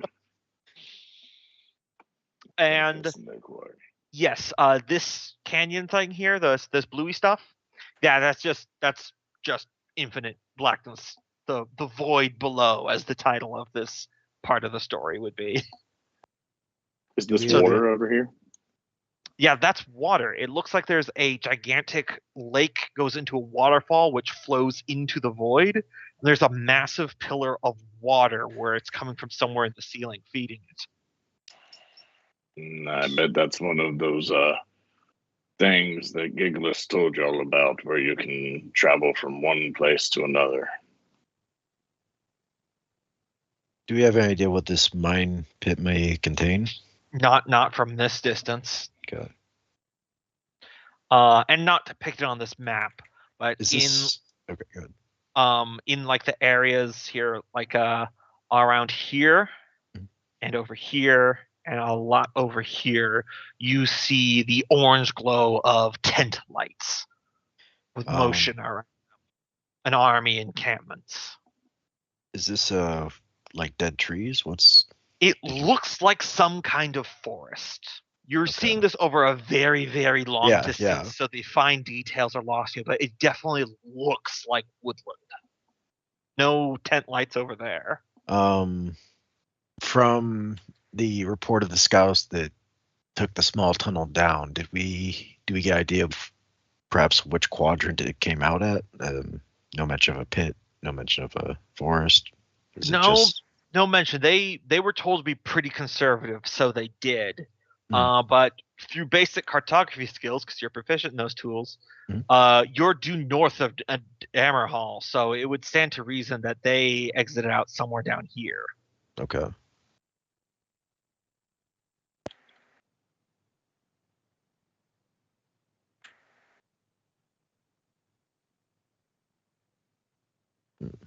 I wonder if there's another way down in a.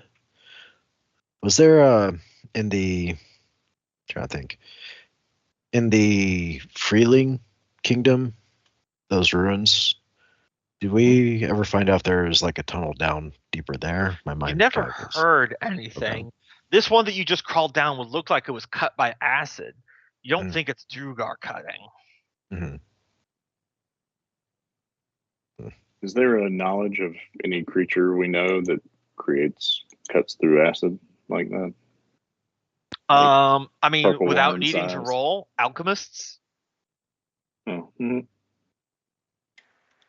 Yeah, we did just see the guy that's the crazy scientist guy.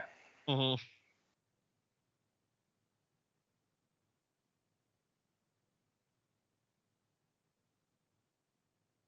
All right. Well, let's go piss in their quarry and kill them all.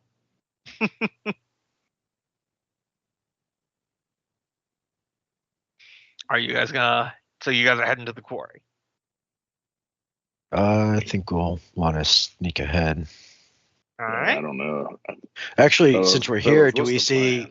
I guess real quick, do we see any tracks from all that heavy equipment that was brought down here? Oh yeah, most definitely. Where does that go? It just kind of goes south and spreads out between Quarry and of the bridges into the city. Of what you can now pretty successfully conclude is the lost Drugar city of Dir Amaruk. It also does bear a striking resemblance to the strange, twisty, eldritch place from Calibur's mind. It's pretty cool looking. Do we want to continue scouting, or do we want to leave knowing that this is, in fact, another way down? I think we back out of here while we can, fellas. Anybody else?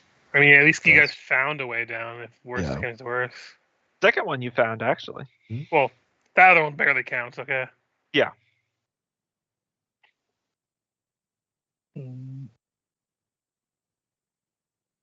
Part of me wants to scout more, but at the same time, I'm not sure what we'd learn.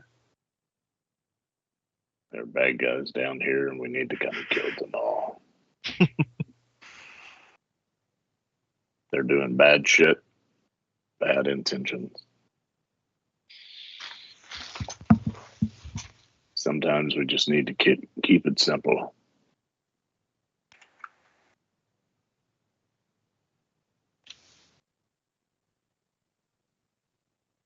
So what's the ultimate answer going to be so I can know what to prepare for next session? Daskell, Nogan, Freya, you want to keep trudging ahead, or shall we head back? I'm tempted to scout a little bit more, especially since it's just a few of us. It'd be nice if we could have a more accurate idea of where Encephalon actually is, but I doubt we'll get that by scouting ahead. Well, we could get an idea of what's resistance is on at least this side. of the quadrant. We shouldn't take the whole group. The non-stealthy ones would go back.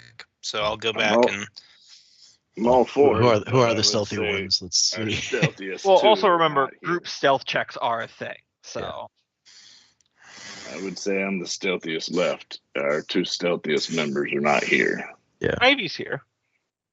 You explicitly said you brought Ivy along. I thought we brought Caliber and Ivy stayed for actions. Yeah.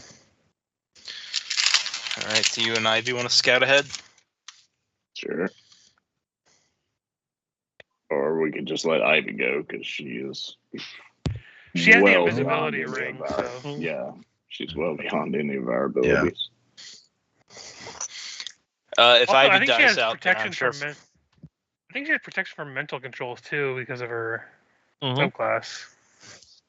A special character ability I gave her, actually. But yes, she does. Yeah, either way. Yeah, resistance to psychic damage, immunity to charmed. So Mm. definitely helpful here. Since it lasts for an hour, I think I would apply I cast True Seeing, and just kind of keep an eye out. Oh, so does True Seeing have like a range, or is it just automatic? 100. I think if you can feet. see it, right? Oh wait, hold on. It says here. I'll just share this. I think it works like the the dragon from The Hobbit. You look around and you. Maybe I'm wrong. Yeah, it just gives you true sight. Let's see. All out of range 120 feet. Okay, yeah. Yeah, it gives you the fucking Hobbit vision, the dragon vision from The Hobbit. Okay. Well, I think it's best if I conclude what happens with this scouting run next session, because. Do you want me to do the stealth now so you can kind of narrate depending on the success, or no? I think we're going to handle that next time. Okay. I know sometimes like having that as a suspense is something. Yeah, I I just want to know if you guys were going to scout ahead or go back up, so I could know what to lean my prep level on. I'm going to have to do both, obviously, but I'm privately very happy that you guys made it down here to see this map, because I'm quite proud of how this That's one a turned fucking out. awesome map. This has been a sketch in my DM notebook for about a year before we started this campaign, and I was really happy to get it finished up. Not gonna lie, I'm gonna vote that we leave Dammerhall and move down here. Let's go to the Cursed Cthulhu City, everybody! Okay, never mind. Let's clean it out and then come down here. This Thrum Okay. summer home. Yes. All right. Okay. So, planning for the rest of the month of October. I did get a job offer that luckily, I'm only gonna miss one Wednesday because of it. Sorry, guys. That's all right. Congratulations, man. Luckily, yeah, I'm gonna be light board operating because I've technically got experience doing that.